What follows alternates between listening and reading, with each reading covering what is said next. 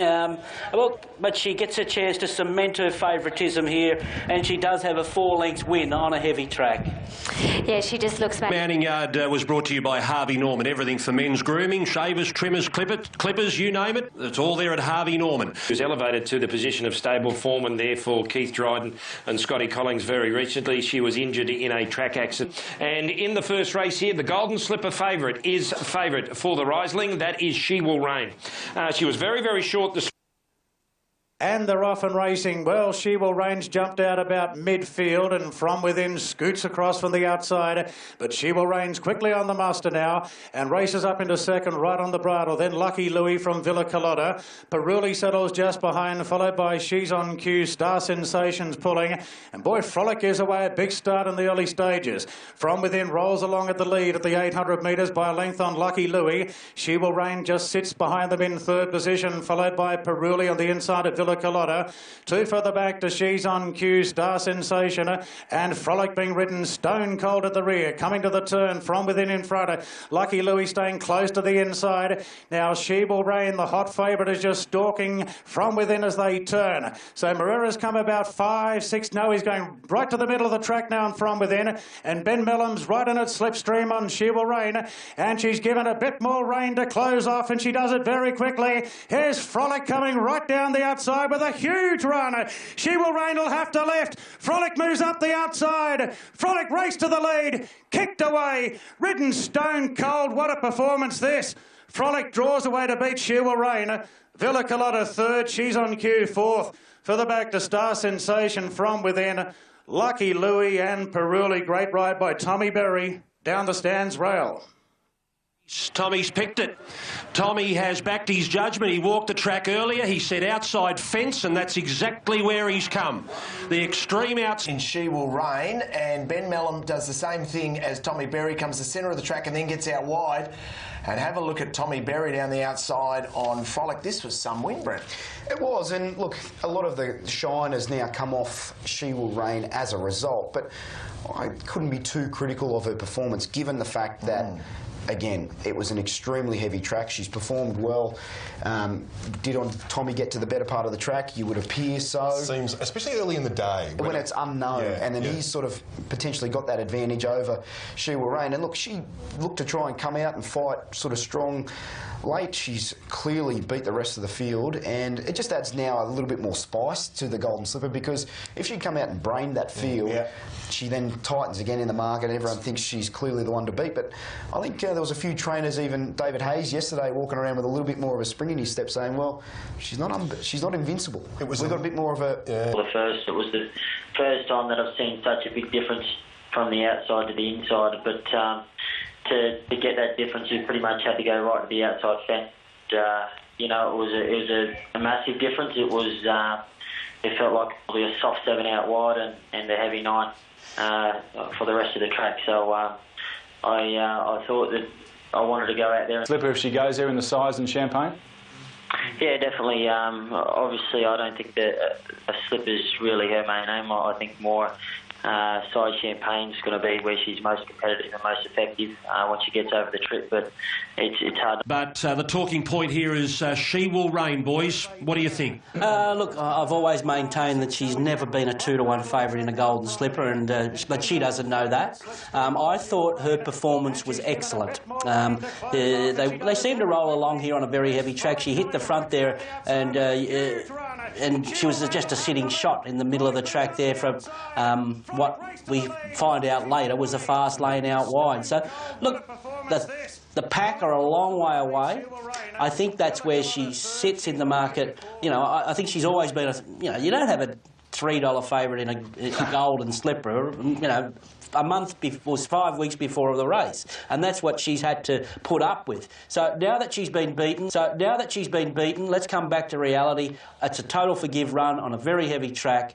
The winner's found the fast lane out wide. There's nothing wrong with that performance, and I'm convinced she's going to run a big race in the Golden Slipper. The fact is, there's a price for every horse, and her price has been wrong all the way through. Benny Millam told Gary... Well late, he won by a good margin. He looks a good colt to me. He was desperately unlucky behind Pariah last time, and Favourite here over Invader, who's at 460. Veronello's at 650. Gunnison stays on the next line at 8. Paras getting back out to 11. Showtime getting out to 13. The two roughies are light 6. Set now for the top runner on the heavy 9 track here today. And the gates open, they're off and racing. Minari's jumped out in the second half of the field. Gunnison and Lights were away well, so was Parast up into third. Veronello's punching through on the rails, deeper out of Snitch from Invader Showtime. And Clark's got himself in a position where he can race wide on the favourite Minari. Gunnison leads going towards the 800 metres from Lights. Parasta's overdoing it in third, very keen. Veronello's pinned away towards the inside. Berry's hugging the fence on Showtime. Then Invader. Clark's looping the field on the hot favourite Minari, and Snitch's last of a bunch field. 600 metres to run. Gunnison leads from Lights. Showtime and Veronello are making good ground coming to the home turn. The two horses on the fence. Invader just behind them. Now wider out with the big white face as Minari is trying to lengthen, getting past Parast into the straight. Gunnison in the middle of the track leads. Over on the far side is Showtime. Minari's putting in good strides on the outside. He banged into Invader. It's Gunnison still in front. Invader is giving chase. It's Gunnison from Invader. The Snowden pair fighting it out. Invader's going to Gunnison. Gunnison still in front from Invader, who makes one last lunge. They hit it. Oh, close. Gunnison maybe. Maybe Gunnison from Invader, but it's tight. Not sure third. Showtime and Veronello. Minari dropped off. Then Parast. Further back to Snitch. And Lights was last in. OK, Gunnison or Invader. Gunnison on the inside, Invader the outside. Wide on the track. This is our low shot for the photo. Looks like Gunnison the inside on that, and that tells you that he has won. Gunnison first. Number 12, Gunnison first. Number 4, Invader has run second, and Veronello a fair way back in third, and the How did you assess all of these, Brett? Well, Minari loomed up like he was going to go straight past them, and then did he run out of puff? Did he not handle his track? He was seen to be in the perceived right part of the surface, but you'd imagine on a firmer ground he would have continued to surge through the line. And whether Gunnison's a legitimate winning Golden Slipper chance, I'm not quite sure. For me, it's just really muddled the picture, because that's right. Who's to say that the result or that form would have been exactly the same on a surface in 2 weeks' time on a different track? Totally different. He's going to up here, and it was a gutsy little win. I don't know where he fits in Golden Slipper calculations, but he's pretty hard to pot until he's beaten. He's ticked the dry box, the wet box. He's only a little fella. But he's got a little bit of heart. His stablemate's not much bigger as well. But at least I think Invader had that 1,200 metre run under his belt at Randwick leading into this on a wet track. So that stood him in good stead as far as toughness was concerned for that race. Veronello, well, he's going well. He's just around the mark. He's crying out for those blinkers that they're waiting to put on in Golden Slipper Day. Whether he's good enough is a question mark. The talking point is the boom horse Minari. Now, he did the right thing, I would have thought, just necking him at the start and trying to get to the outside fence. He did a lot of work doing it. He's pulled up pretty ordinary. He pulled up pretty ordinary, didn't he? I think so, yeah. So he's... I'm not sure what's going to happen there, though. He's got to go through a vet check before he races again and get a vet certificate. Farm where he decided to run, and here's jumping Jeff Lloyd at his best again, and... Well, should this be favourite, Duff? Should Hootson be the real favourite for the Golden Slipper? Well, I'm suggesting if you talk to the Queenslanders, it should be $1.50 because they're very parochial. We can put up with the Mexicans, but once we get into a state of origin battle with the Queenslanders, where they're hard to talk any logic into. But one thing I'll say about her is that she's run time. Yep. There was 3,000 metre races on the day. She's beat the time of the older horses, and that's the big box I like to tick off going into a slipper. Negatives are she's never travelled interstate before. It's her first big trip away. She gets to 1,200 on a big track, not the tight turning Gold Coast track. So there's a few little things. What's the weather going to do? How tough are slippers? We know she's got gate speed and control races, but look, I'm only looking for negatives for her. There's lots of positives about her. There's no doubt about it, and maybe she should be the favourite. I don't know, but This is one of these slippers that usually by the Sunday 2 weeks out, I've already got 5 numbers in the frame. Yeah. I've got no numbers in the frame. I want to get through today. I want to get through next week.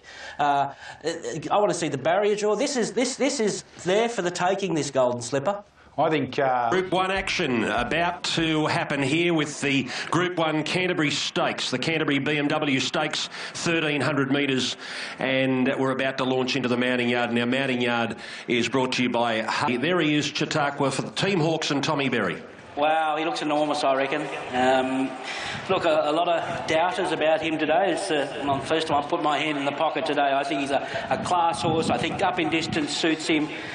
He won the TJ on a soft track. I know it's a different situation on a heavy 10, but he loves Randwick. And Here is number 2, Le Romain. On this day last year was the winner of the Randwick Guineas. Chris Lees, Glenn Schofield. Well, he's a heavy track performer in the past. He was very good winning first up. To 18, on track 12 to 16. 340 favourite for the Canterbury BMW.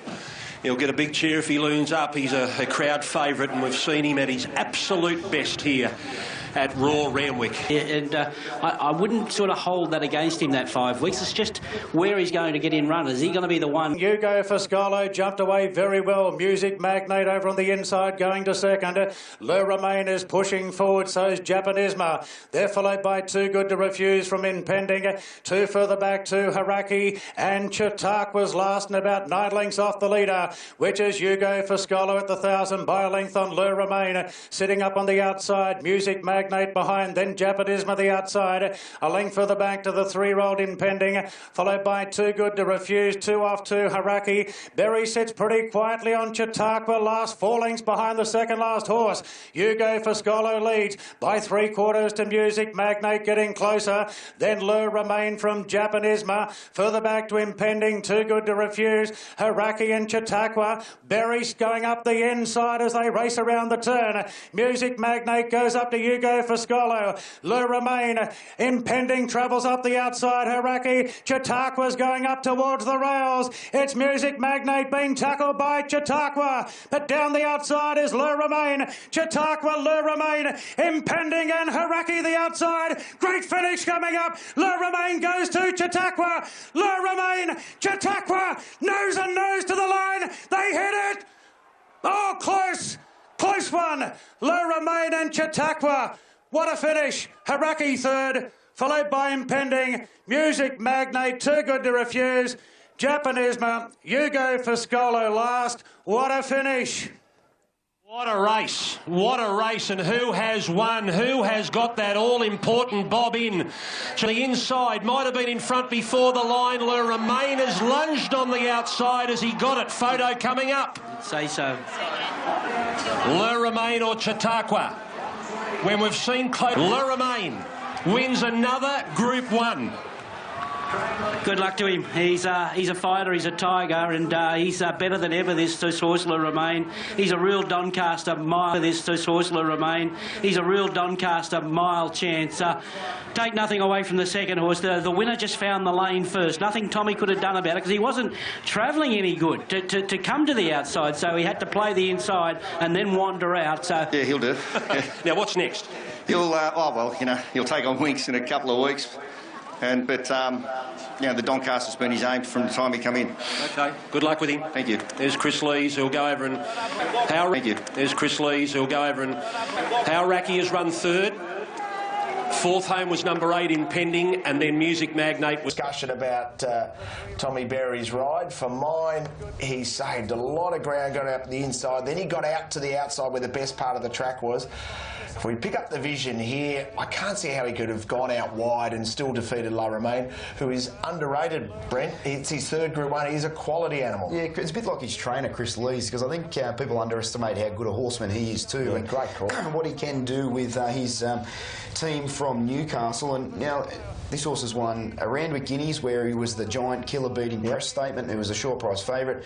He upset the apple cart in the Emirates Stakes, or the Ken Taylor Stakes at Flemington last year. And then here at this point of the race, you'd be fair to assume that Chautauqua was just going to sort of surge away as Tommy Berry moved the whip into the right hand and levelled up with Le Romain, but he just doesn't give in. And credit to also Glenn Schofield, who he's not a spring chicken himself, but he's still showing that he's good enough to compete at the highest level with the best in the business, and he gets deserved reward for his efforts there. And I think it was just a fantastic race and spectacle. And look, that low shot showed Chautauqua was in front basically before the post and after the post, but when it mattered, Le Romain got the head down. I thought he was fantastic, Chautauqua. Glyn Schofield, it's his 15th Group 1 in Australia, so he's made a real success of the relocation to Australia. Tommy Berry driving Chautauqua, and brilliant stuff. He's a good horse, that horse on the outside, and you're right about Chris Lees. Well done, yet another win. Luke, just from a rider's perspective,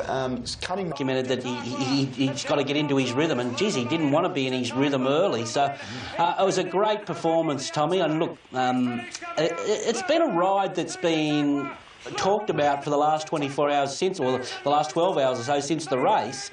A lot of good judges are saying it's the best ride they've ever seen. A lot of other judges saying, you know, sectionally between the 6 and the 2, he burnt the candle there. What would you rate your ride in this race? Oh, probably 7 out of 10, Duff. If there's anything I did wrong, was probably get the front a bit too early on him.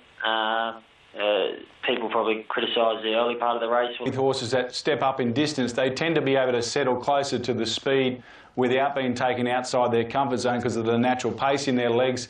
Do you think that'll be the case with him, or do you see yourself still out the back in these 1,500 and mile races?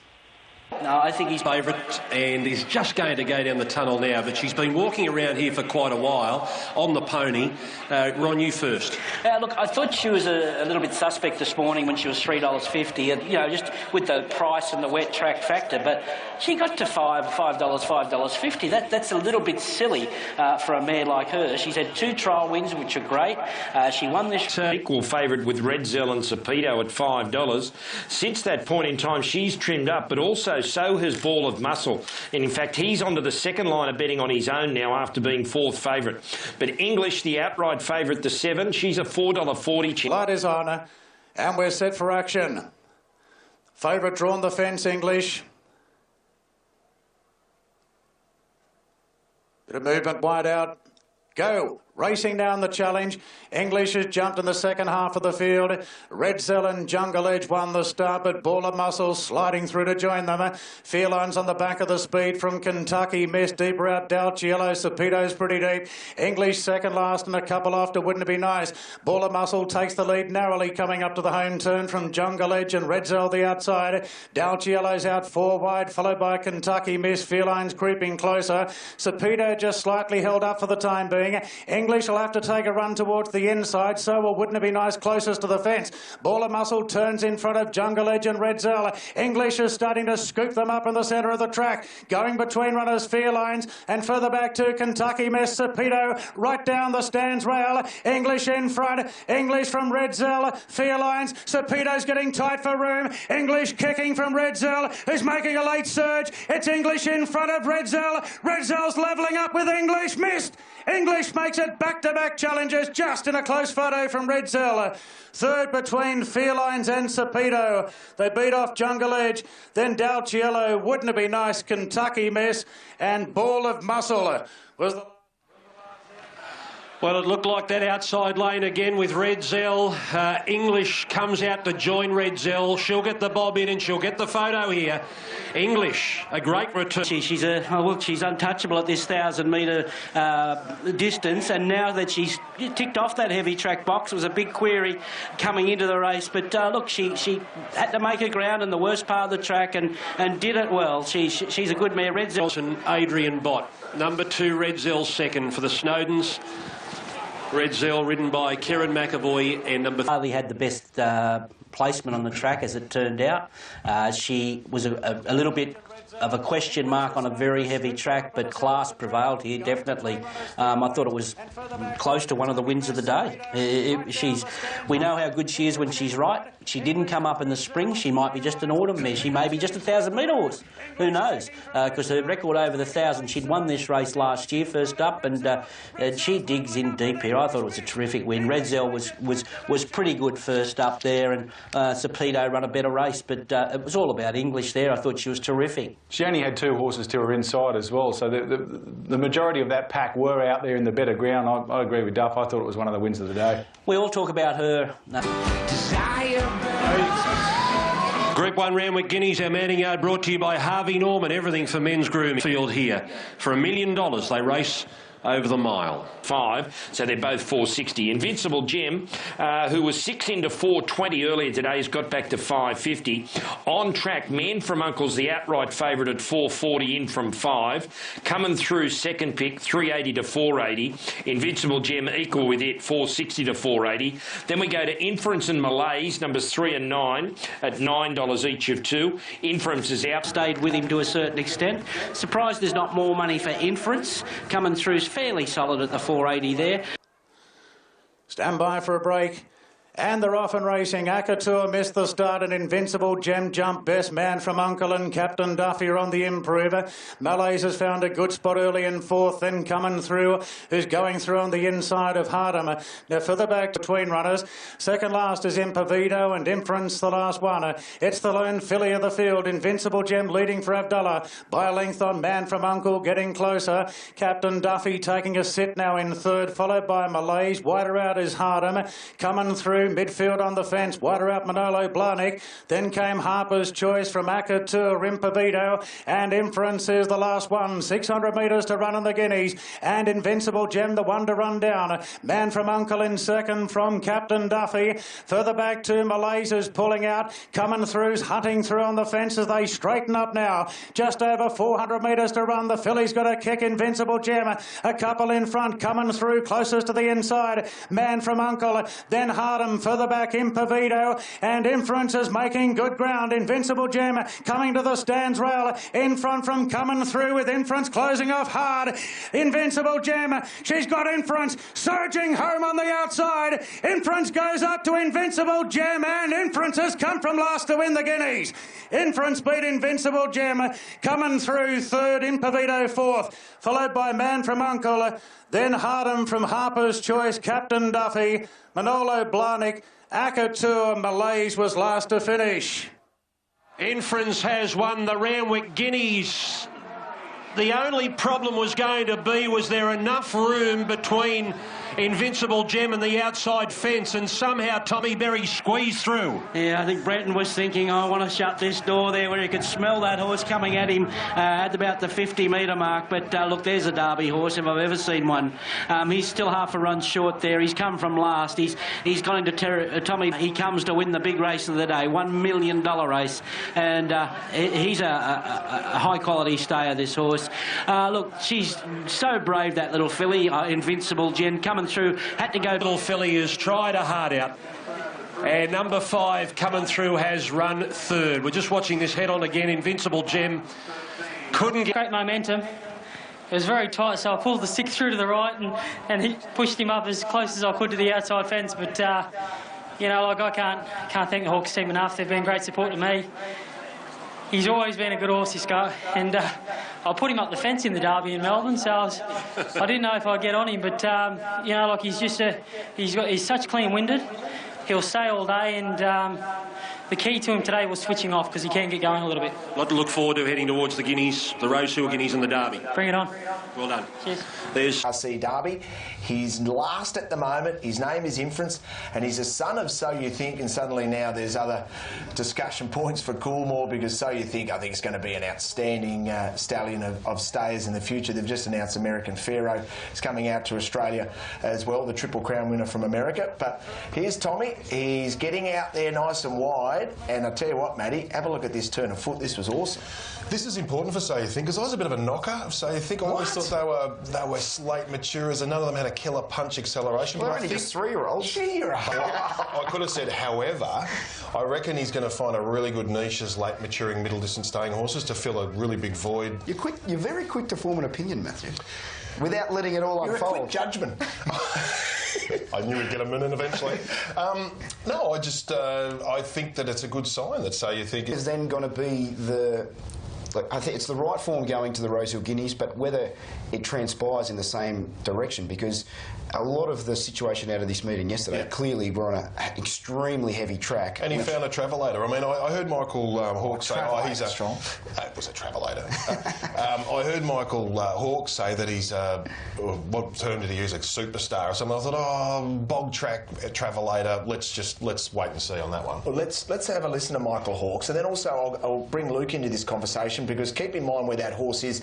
That front-on shot was fascinating to where Tommy Berry... I thought he was going to come over the fence there at one stage. There wasn't a lot of room out wide. And Luke, when we look at this vision... Well, it's all about the winner now. He's got the boom on him and he has to, you know, probably shape up and deliver now, because everyone's onto him. We know he's a good horse. I know it was working with heavy 10 form, but... that was a serious win. I actually liked him yesterday, and I just thought in the yard that when I got a little bit of a cold feet, thinking, well, you might just need another one. So I think it's all upside with him. That filly Invincible Gem, she has done an amazing job coming from nowhere. Coming through, well, he was the one with the boom on him. That was his problem. He had every hope, and he ran well. But his issue was he had the boom coming into the race. So maybe gets a little bit of the pressure off him now with that win of that horse. Now, come Derby Day, this horse, Impavito, that could be the main threat. I know there's a lot of races to come before we start to Impavito there. He's in his more or less his first prep, and he's already a $15 chance. But I thought his staying performance yesterday for an inexperienced horse. Well, Gem. Oh, she ran terrific. Obviously, she's come a long way. It's just a bit heartbreaking to get beat like that. Zach Burton Malaise. He travelled well till the 500 metre mark when the leader started to quicken. Got him off the beat and he didn't handle the track then. Ty Anglin, Impavito. Went really good. Had a nice run. Just up the straight, inside horses come out, got him really tight. Wasn't brilliant to get through the runs where the winner was. So, my horse went good, but probably looking for a Derby trip. Kieran McAvoy. Welcome back. Well, we're 11 minutes away from the feature. The Australian Guineas here at Flemington, and Haydock has been really well back throughout the day. It was $3.80 before the first here at Flemington today, but has been backed solidly throughout to $3.20. So a good push for the favourite Haydock all day, and that does continue. Prized Icon, though, was $13 this morning, got into $8.50, just back to $9. It's a good push. Divine Profit, $9. The field set for the Australian Guineas. All set, lights on. He's got his gear, Jussie. Favourite barrier one. Riders, clear. And they're away. Good, gentlemen. And Haydock jumped well, and so did Prized Icon and Snitson. Seaburst just a touch slow, goes back on the inside. Legless Verb got away well, and Furyk from deep out comes over very quickly. And Attention is up there too amongst the leading horses as they settle down. So the speed is pretty hot, and Morton's Fork has gone back in the field, and he's gone back to last, and Furyk takes up the running, settling by a length. Attention, a length and a half, Legless Verb, and Haydock on the inside. He's just a little bit keen at the moment in fourth placing, followed by Oak Door, who is over racing, and then Prized Icon, followed by Throstle. Fork is last. So at the 800, Furyk led by a length and a half. Second is Attention, closely followed on the outside is Legless Verb in third placing. Haydock is fourth, and they're followed by Oak Door. Landed Plenty deep around Prized Icon when they corner in, and then Throstle, Divine Prophet, Seaburge and Snitson back behind those horses, then pull to the outside, So Sebon into the straight, and Furyk led narrowly. Attention's quickly off the rail for Preble. Then came Haydock. He's getting right up on the inside now from Legless Verb, Oak Door, Land of Plenty, Seaburge and Prized Icon making ground behind the leader. Furyk tackled now by Haydock. Haydock got up on the inside, hit the lead for Curry.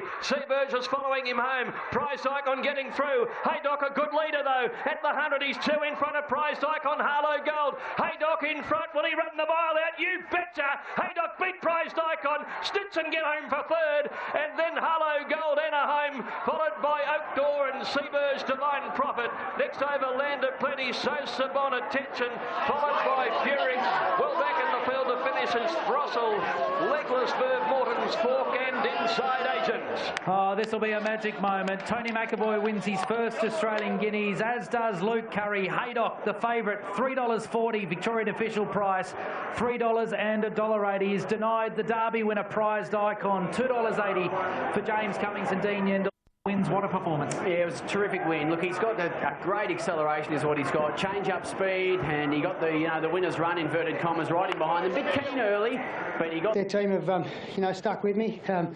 Pretty easy to find a high-profile hoop to ride these horses in these big races, but I'm happy to get the job done on today.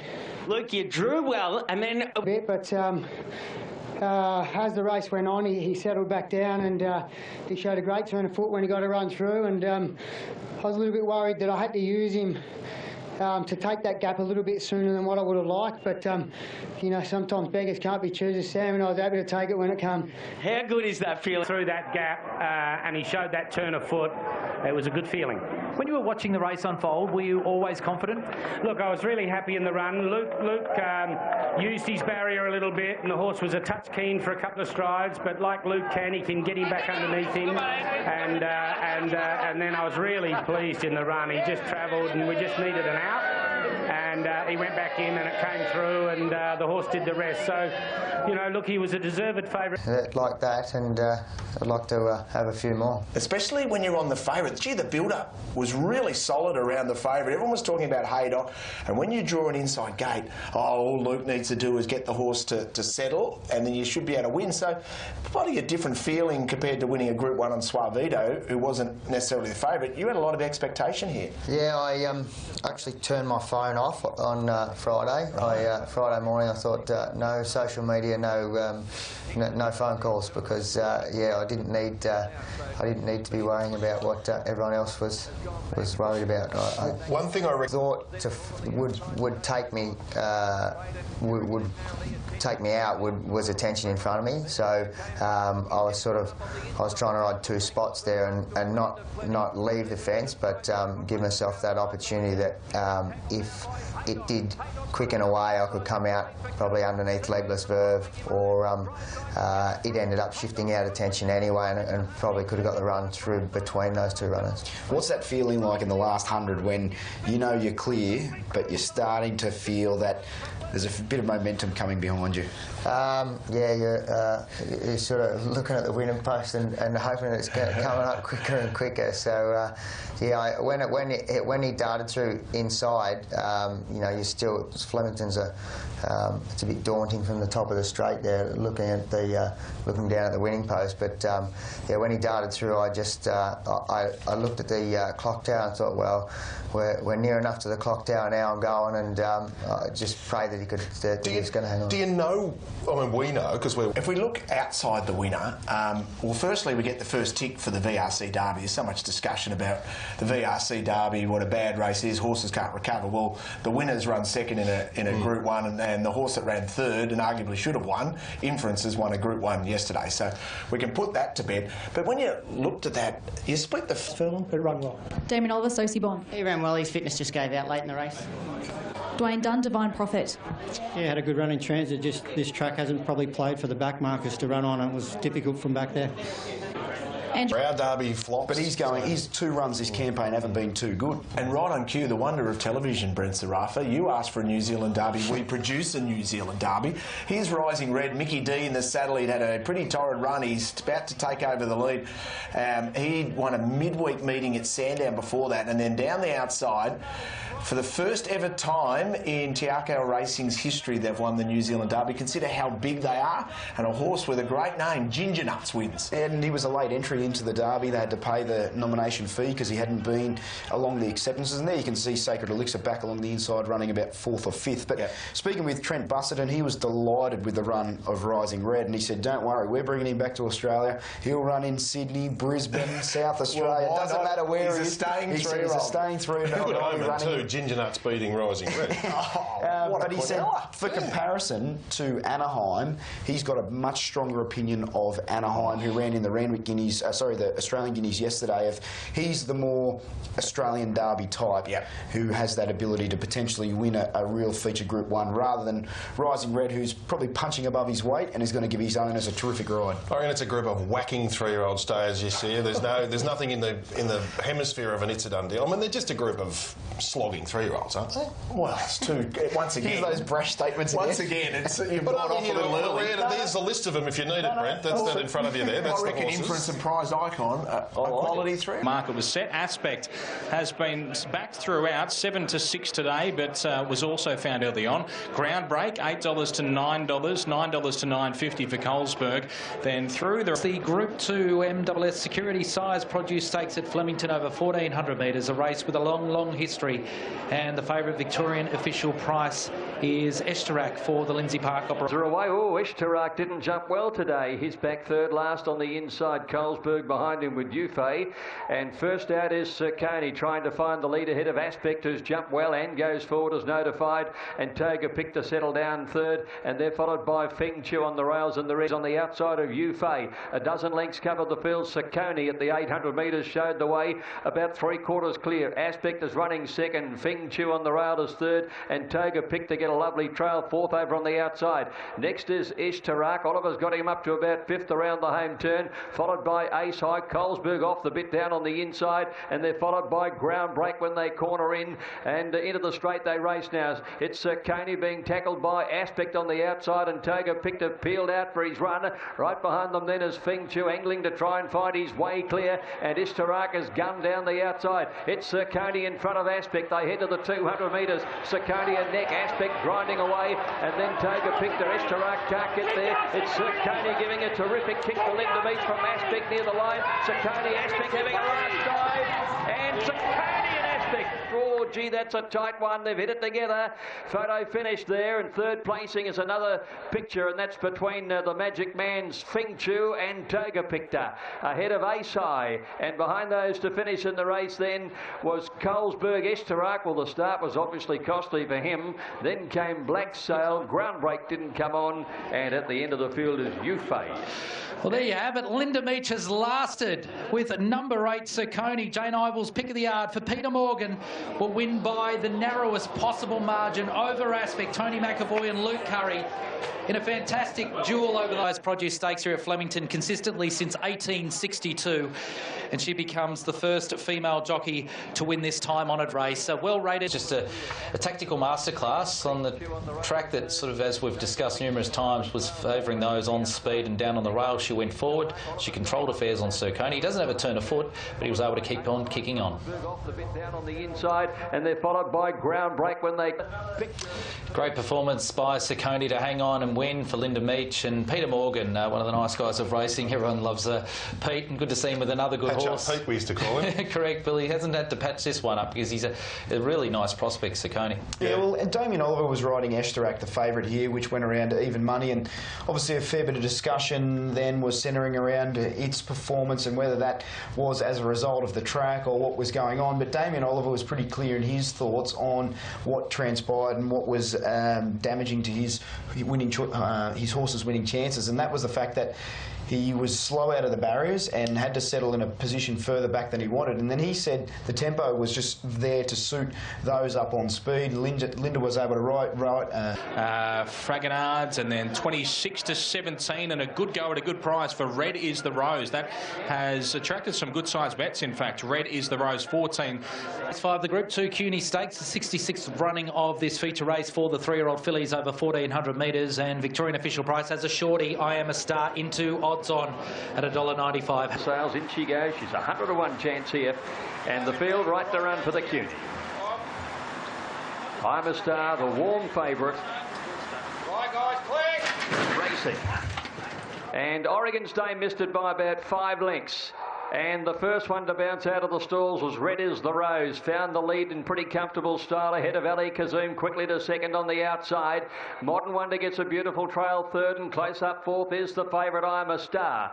They're 2 lengths on Fragonard by the 800, where Red Is the Road for Baylor showed the way a half in front of Ali Kazoom. Right behind them, Modern Wonder on the inside, and I'm a Star poised fourth on the outside for Yendel. They're followed then by Fragonard, who's following the favourite in the Godolphin Blue. Florida Keys is on the inside of her, and then Soho Ruby and Sonyani from Savagou when they corner in. And into the straight they raced out towards the 400. Red Is the Rose from Ali Kazoom. Modern Wonder waits on the run. Yendel doesn't wait. He really peels out and gives it to I'm a Star. He says, go, come on, girl. Coming towards the 200 metre mark. Red Is the Rose still in front of Ali Kazoom. I'm a Star. Here she comes. She's digging in now, the favourite. 100 left to go. And I'm a Star moved up on the outside. Ali Kazoom's not going to just give it to her. It's I'm a Star. Ali Kazoom Alakazum in a photo.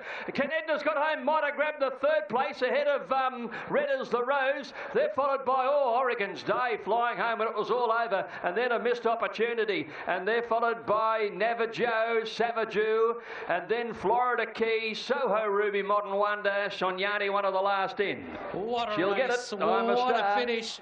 Star wins the Cuny, the favourite, $2 Victorian official price. Dean Yendall and Shane Nichols has just been able to overwhelm Alakazum right on the line. Third will go the way of Canedna, who's closed from back in the field, but she's got home narrowly. It was a big performance there by in the spring. It's just great to see her proven now in her 3 runs this preparation that she's back to her best. Isn't it funny when this was a good thing by all measures, wasn't it? All the ratings people had 20 ratings points ahead, and if it was a true handicap, she'd have been giving them up to 20 kilos in the old and all that sort of stuff. But they're animals and not machines, and sometimes the good thing on paper isn't necessarily the good thing as the race turns out. But as it turns out, she was good. But the wild card against the ratings good thing theory was the Perth filly Giraffe, who still got upside, and there's no ceiling on her yet. Yeah, and I really like the run of the third horse, Canedna. She was fantastic, winning the 1400 metre race at Flemington last start, and then from a wide barrier on that occasion had to sort of get back and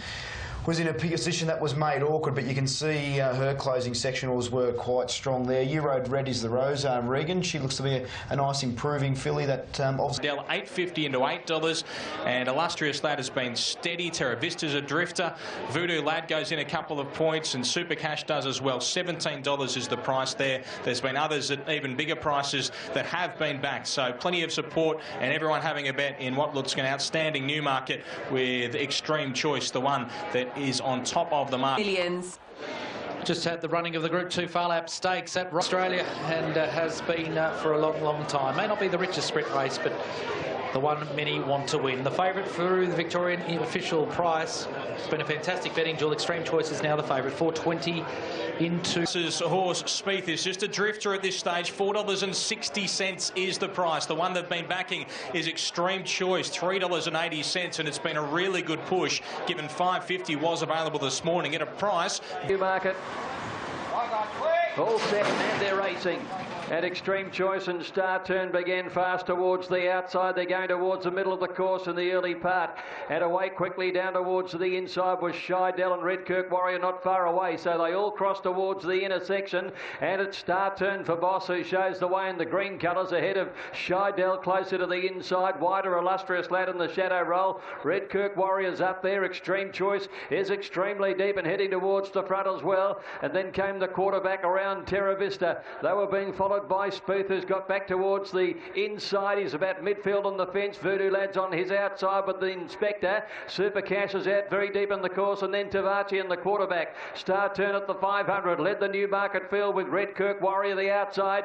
Extreme Choice is already off the bit at the moment, and then came Shydell. Spieth getting up on the inside, and Super Cash has started to come home. Redkirk Warrior's moved up and put the head in front. Star Turn coming back, and they're clear now from Voodoo Lad, and then Shydell. Extreme Choice, but Redkirk Warrior, 100 metres to go, leads by about 1.5 lengths and cuts away. Redkirk Warrior, what a training effort, 2 lengths to Voodoo Lad. Star Turn and Shydell, then Tavachi, followed by Inspector, Extreme Choice, Super Cash, Illustrious Lad. Spieth never a chance today, followed by Terra Vista, the quarterback, who's finished at the tail end of the field in company with Counter Attack.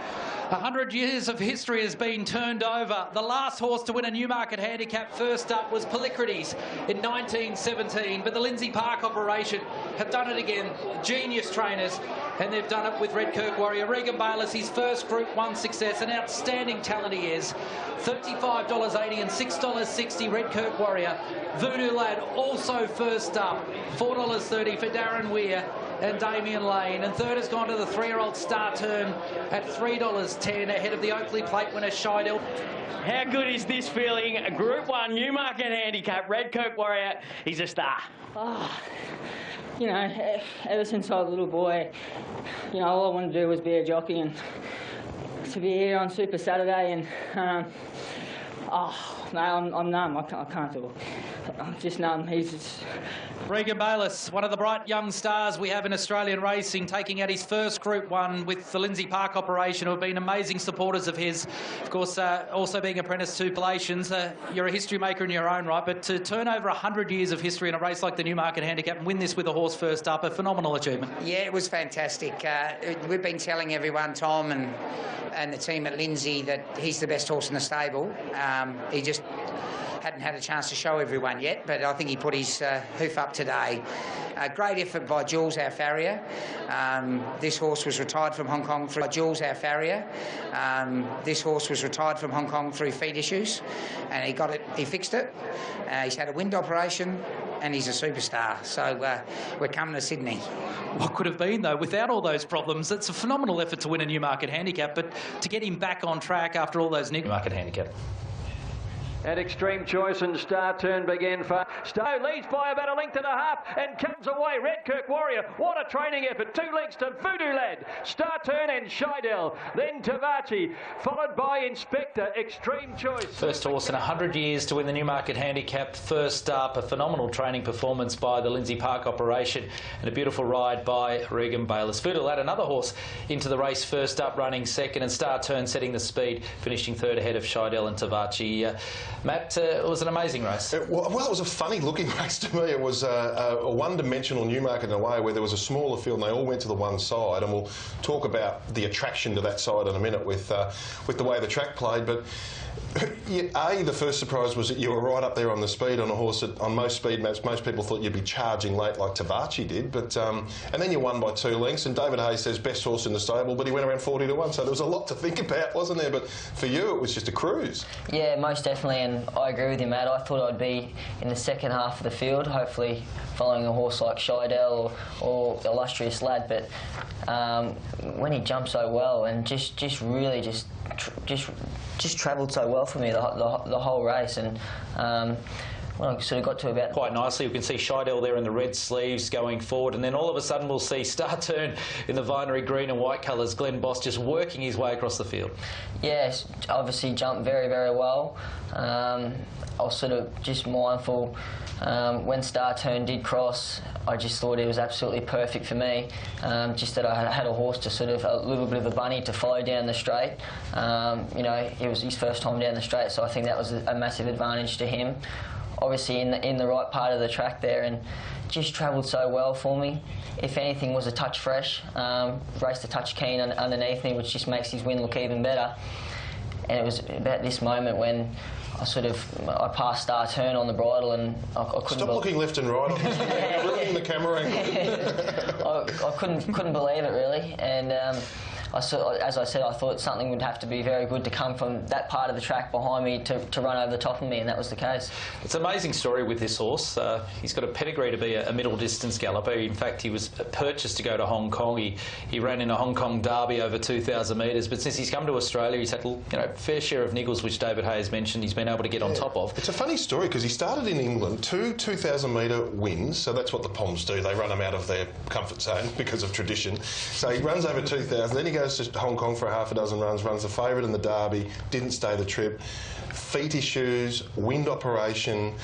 It's stunning, isn't it? With so maybe even a horse like Winks in his sights in the next 6 months somewhere. So he must be an amazing animal. Extreme Choice and what the connections are going to do going forward with him. Mick Price earlier in the week was suggesting he still could go to the William Reid, and that may be the case at Moonee Valley in 2 weeks' time. Bryce Hayes was obviously quite flat after the run of Spieth. There was some excuses being back on the inside, potential slow tempo, didn't get the opportunity to gallop.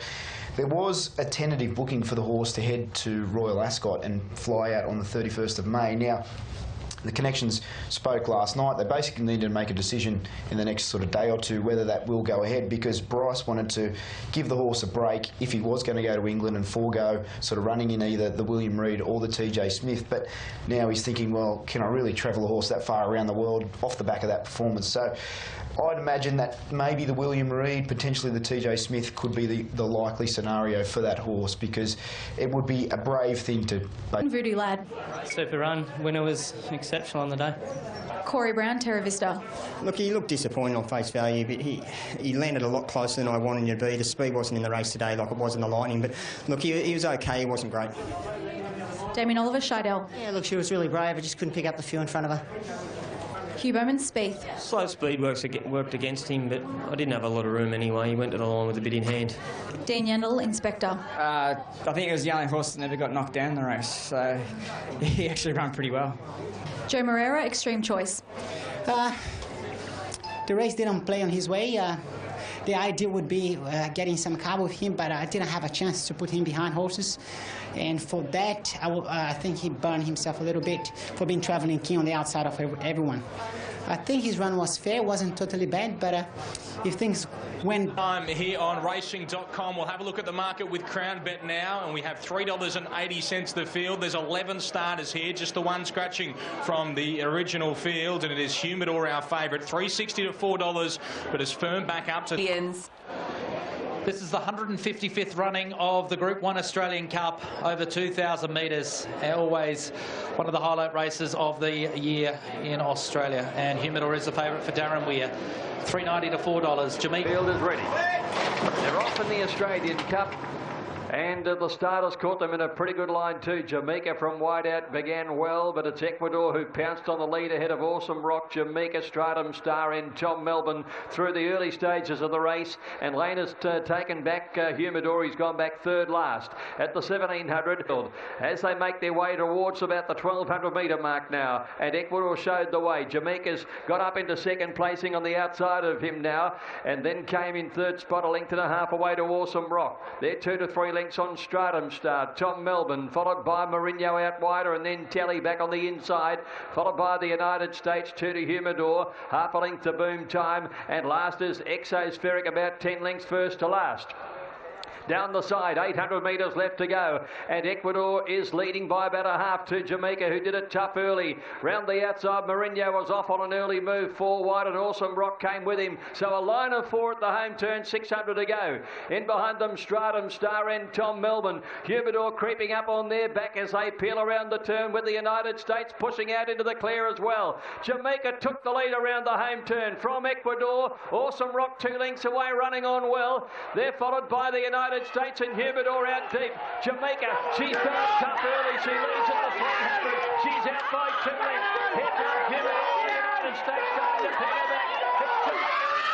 Humidor's in danger with the United States. Humidor racing after Jamaica. Jamaica by a head. Humidor comes home the best. Driven to the lead by Lane. And Humidor won it by a nick. Jamaica flashing home on the inside. Exospheric will get third ahead of Stratum Star in the United States. Then Boom Time followed by Telly. Next to finish in the race was Ecuador, Awesome Rock, trailed by Tom Melbourne, and last to finish was Mourinho. This phenomenal season for Darren Weir continues on. His 7th Group 1 for the year as Humidor wins the Australian Cup. Damien Lane in the saddle, $4.60 and $1.80. Overwhelming of the super brave Jamaica. The Caulfield Cup Queen hanging on for second at $1.70. Hugh Bowman and Kira Ma. And Quite, but it suited him. He just rounded them up. We've done a lot of work with him, Tony, to get him to settle and run on. And when the track was playing the way it had, you know, I was playing on my mind all day. But I said to the owners, and Darren said the same thing, there's no point riding him out of his pattern. We're riding the same, and lucky enough that speed was genuine and he was too good on the day. He's been a work in progress. Damien Bronx Shannon told me 2 weeks ago, Humidor will win the Australian Cup. I tell you what, it's going to be a big party tonight. Oh, bloody hell, cheers, Damien. Well done. Thank you. So it's come off, and each run's been good. He's just progressed nicely each run, and got a nice result today for everyone involved. How did he come on the radar for you to get half in the horse? I think it was through an owner of mine who approached one of my racing managers, Jeremy's offsider Simon. So and then Simon obviously said you should be chasing this. Obviously he come to us with quite a bit of gear on, so obviously he's a bit tricky to ride. But we just normally, when we get these sort of horses, we just take all the gear off and start from scratch. Obviously, there was... Humidor is obviously a seriously good horse and well furnished by Darren Ware. And Jamaica was probably a bit stiff here, Beezer. I reckon she did the work and Humidor was advantaged by that, wasn't he? Well, yeah, I can see two sides of the coin here because Jamaica was ridden to suit the way the track was playing, and she was then in that potential favourable spot up on speed. And yes, they did go along at a decent tempo, but Humidor's performance then to basically come the widest horse on the day, come out to where there was a perceived slower section. I'm still not sort of completely sold on that it was an absolute horrendous bias. Like, I think there was, it's clear and simple that it was favouring horses up on speed, but this race showed that when the speed was on and there was a tempo, you could come from the back of the field. And Humidor at Caulfield had sort of got there but just fell short, but the length of this Flemington Straight allowed him to use that powerful finish that he does have. And look, he still wants to get in and he's still not the perfect horse. You can see Damien riding with a whip in the left hand, and he has to keep him away from the United States, but when he's got something on his inside that keeps him straight, he goes very, very quick. Going to Sydney? Yeah, for the BMW. Just wonder about laying in what effect that might have going the reverse way. I reckon it was a dippy Australian Cup where it wasn't a strong one, but I was glad that the two best horses dominated, because it's going to be remembered as the race where the two best horses who will go on to... Yeah, because Jamaica will always peaks at her next run from this one. You rode Boom Time, mate, and just your comment on him, and what do you make of what do you think about the winner's performance? First time weight for age level, it's a big ask. Over this sort of distance, I think... Tempo, her last 800 is about a second slower than what the winner is. I mean, she did a power of work early. And as you mentioned, with Exospheric closing up on the inside, the first three home are all definitely going to the BMW at Rose Hill. I reckon it'll stack up. I didn't love... So there's been no significant move off the back of the Australian Cup. As we've heard, the first three are more than likely to go to the BMW. They could then still progress to the Queen Elizabeth Stakes, but Wink's got an unbelievable stranglehold on that race, as you'd expect. Race number 3. Work there by Winks. I think Condor Heroes Regiming can win this. Let's just bear in mind, when it was beaten as favourite at its first start in Sydney, it raced into a very brisk headwind that day, and calm was up. Thanks, Greg. Headwind that day, and calm was up. Thanks, Greg. Well, this has been a good go, Ducimus. It's not money related, it's just the fact that it keeps firming up all the time. When you have a look at the rest of them that want to get out, they've both been scratched at the gates. Albumin and Condor Heroes 4 and 5. Here's Darren. 48 Album and a late scratching, so plenty of pre-race drama for the Pago Stakes. Last chance to get a berth in the Golden now, and they're racing. And the favourite Ducimus has given a positive right out of the gates. It's going to lead, and Single Bullet's right up on its outside. The two favourites won too early. All Day's caught pretty deep going forward on the outside of the Mission and Coruscate. Thy Kingdom Come, favourite in front, Ducimus, by a neck on Single Bullet. And All Day's doing some work in the run. 3 wide, no cover. The Mission's keen behind them in fourth. Coruscate the outside. Couple further back to Thy Kingdom Come. Then Schubert on the inside of Go Daddy Go. Second last, All Two Hoyinga, and Destiny's Choice whips them in. Shin's got a good hold on Ducimus. Angland likewise on Single Bullet, and the favourites spin together at the 400. Ducimus and Single Bullet, nothing in it. Coruscate's into the clear, making good headway. It's Ducimus just the leader from Single Bullet. Head and head they go up to the furlong. It's Single Bullet and Ducimus. What a great duel here. Coruscate can't get them. Single Bullet wearing down Ducimus now. Got his head in front, Single Bullet. Ducimus won't die. Single Bullet kicks on, and Single Bullet, he's off to the slipper. Single Bullet beat Ducimus. He'll earn enough cash to go in as well. Coruscate third, followed by the Mission. Then All Two Hoying, Thy Kingdom Come, Go Daddy Go. For the back to Destiny's Choice Schubert, and All Day did a tough last. Well, Gary Portelli has 2 into the Golden Slipper. She Will Reign, and now Single Bullet has got through. Duff, Gary Portelli has always thought of Single Bullet as a high-class 2-year-old. He's there, he's in the slipper. Yeah, he certainly is. I think he's had legitimate excuses pretty well throughout his career. He had his first start at Wyong. Obviously, that was a tough test in the Magic Millions 2-year-old first start in a race. And then he had that day out at Warwick Farm. It was a bog track, and he absolutely melted on his home track. And the other day, it was only the bias that beat him out in the middle of the track there, where it was up the inside at Randwick. And he proved that yesterday. And I know we touched on this with Ty before, but he... he was smart. He read the players. You know, everyone had Condor Heroes, you know, leading this at a good speed. And I think his plan was, you know, to sit off them. But at least he had enough guts to go make his own decision, say, no, I'm not going to ride him how Gary wants me to ride him today. This race has just all of a sudden become a bit of a who knows what's going to happen. Maybe Ducimus was the only other go forward in the race. So he kept him in sight. He knew he was on a fit horse and he outgunned him to the line. I thought it was a very, very clever ride. Probably not the right way to ride that horse, but the right move to make on the day. What was good, Duff, as well? Quite go the way we're hoping, but in the back of my mind I thought he'd probably be better off for the slipper. I'm not saying he can win it, but we're in it, and that's half the battle. All right, early days where with the filly and the colt? Oh, look, I think she's pretty superior. Everyone knows that at the moment, but I tell you, he's honest, and if things go wrong in the slipper, like he can do in the slipper, I've got plan B. How many 2-year-olds did you clear in the last 150 metres and stayed on fairly in that race, Alizé, but it's had barrier trials since. Oh, she was so impressive. Written cold. Must have been 10 off them coming around the turn. You don't see too many. A market that will probably stay until we get to the barrier draw on Tuesday. Lizzie, what took your eye? I'm going to go with Alizé. I just thought she was really switched on today and she knows what this game's about. 2-year-old fillies are about to fly. Capacity field of 16. And they're off and racing and hopping up in the air at the start. La Chica Rosa, she's going to settle down last and exceeds Pellegrina, Limbo Sol and Alizé all contesting the early lead. And Pellegrina just has it from Limbo Sol. Alizé in third being restrained, followed by Exceed. Sweet Deal positions in fifth. Then came Delago Thunder, Tulip the outside. Further back to Sea Babe Memento. Then fifth the Fair, Could You Be Loved. La Chica Rosa's well back in the field together with Melabea is cast deep.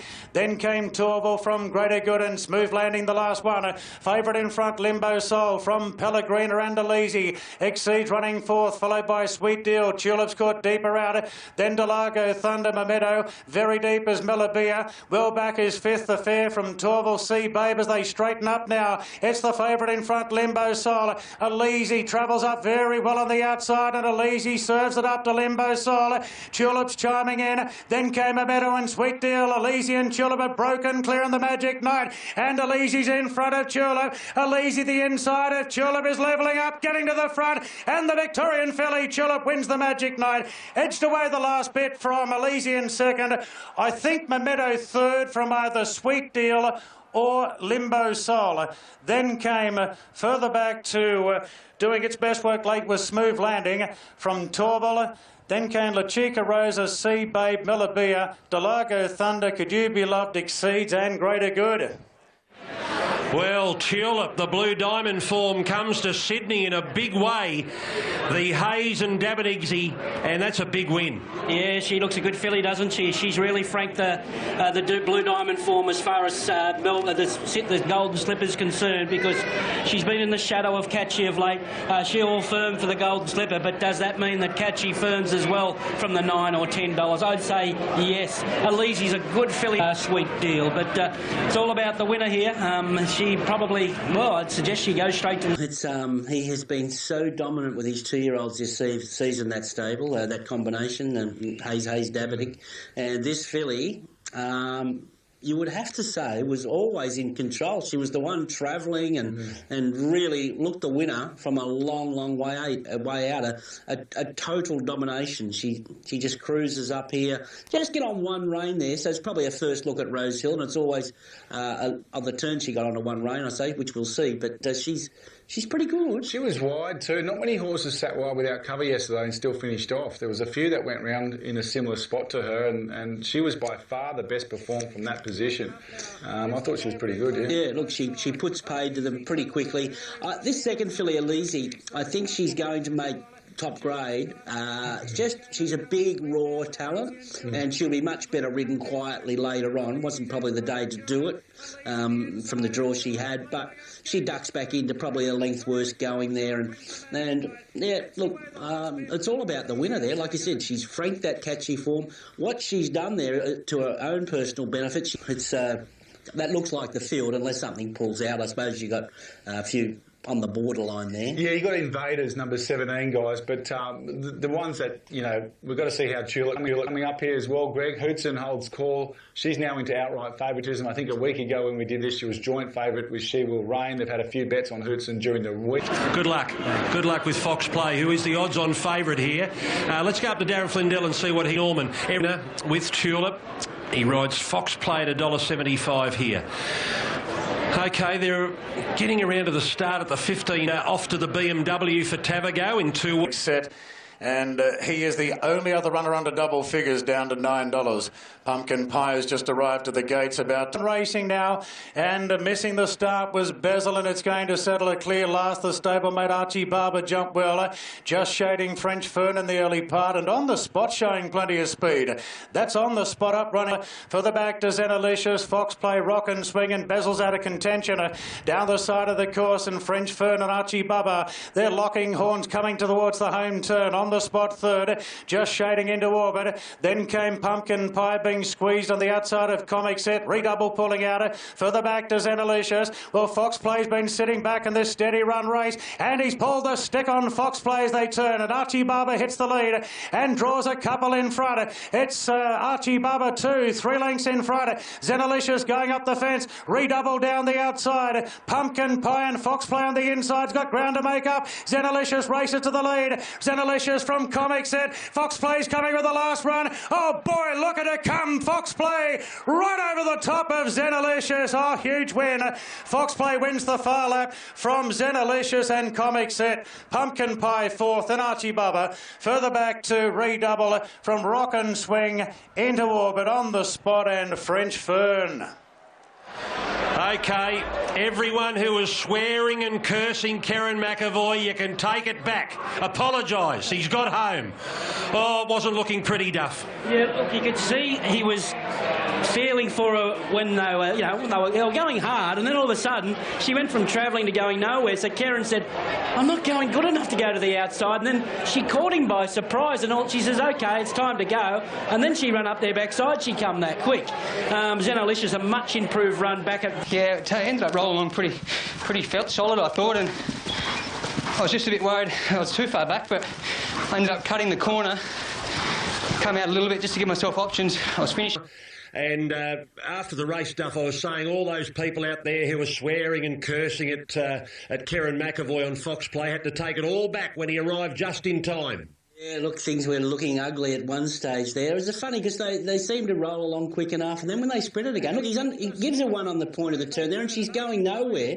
And he says, "Well, I've got to ride for luck now. I'm not going good enough to come around." And then all of a sudden, she says, "OK, I'm going to charge in my own time here." And she charged up, a tire French Fern's backside when she was tiring, and then Zenalicious gets a real fly on her here, and she wasn't stopping. So a big, big win from a very, very genuine, tough little filly. With just that touch of quality, she'd come out of the right race, and I thought she was in very impressive. Look, she's flat out here, and Karen says, "OK, I've got to duck back inside here," but then French Fern faints in her face. And Zenalicious gets a fly up the inside. The track was starting to dry out in close here by this stage of the day, and you didn't want to probably get too wide as it turned out. And look, to gather herself back up and still savage the line like that just shows you how very, very genuine she is. I thought Zenalicious was much better back. She's a significant improver. Now here's the favourite, Ome Sword, out to $3.90 on track for Waller and Avdallah. I think she's a star, and she gets herself a chance to prove it here. She was outstanding considering the circumstances first up. Obviously needs a few breaks in the run, but with even luck she wins. Global Glamour and the Kiwi La Bella Diosa are the youngsters taking on the older mares, and Ome Sword holds the call. But Global Glamour, the other 3-year-old filly, has been well backed, $8.50 into $6. OK, Lizzie Jelf, your pick of the yard. Rock solid $7. A good move for Silence Edition here. 16 this morning, now just over halved its quote at $9.50. And favourite goes in for an enthralling classic, Coolmore Classic of 2017. The light is on, and we're set for. They're off and racing. And Daisy Doom jump well, so did Silence Edition and Global Glamour, and Global Glamour's going to push forward and head off Daisy Doom. Thames Court and In Her Time are right up on the speed now. Silence Edition's being dragged back through the field, and Dixie Blossoms is going forward, so is Den Magic. They're followed by Danish Twist from Euro Angel. Silence Edition pretty deep, followed then by Shillelagh. Further back to Our Belladosia on the inside of Heavens Above. They're followed back, well back then by Belle Marie from Sold for Song. French Emotions very deep. The favourite Hermes Sword is back second last, and First Seal is last of all. Global Glamour races to the lead at the 800 by 3/4 on Daisy Doom. Silence Editions cast 3 deep the trip, followed by Thames Court. Then In Her Time, Dixie Blossoms very deep around Den Magic. Further back to Danish Twist, Euro Angel, French Emotion. Then came Shillelagh from Heavens Above. Labella Diosa's back on the inside. Further back to Belle Marie. Sold for Song. Now Hermes Sword is still second last. Single Gaze and First Seal is last into the straight. Global Glamour, Daisy Doom and Silence Edition the outside. Further back to Dixie Blossoms, In Her Time. Down the outside is Heavens Above and French Emotion. Silence Edition's done it tough. It hits the lead from back on the inside. Daisy Doom. Heavens Above is winding up on the outside, and Danish Twist late. Silence Edition being gobbled up by Heavens Above and Danish Twist. Here we go. It's a thriller in the Coolmore Classic. I'm going to stay out. Heavens Above, Silence Edition and Danish Twist. A great three-way finish. Then Daisy Doom, Hermes Sword late. Further back to In Her Time, Thames Court. Further back to Global Glamour from Euro Angel, Labella Diosa, Zambar, Single Gaze, Den Magic, French Emotion. Well back First Seal, Shillelagh. Boy, Dixie Blossoms did it tough, and Abby Marie. It looks like it might be Heavens Above in a great finish. And it's going to be Heavens Above. Number 5, Heavens Above for Tim Martin, and Ty Anglin has won the Coolmore Classic in a rib tickler.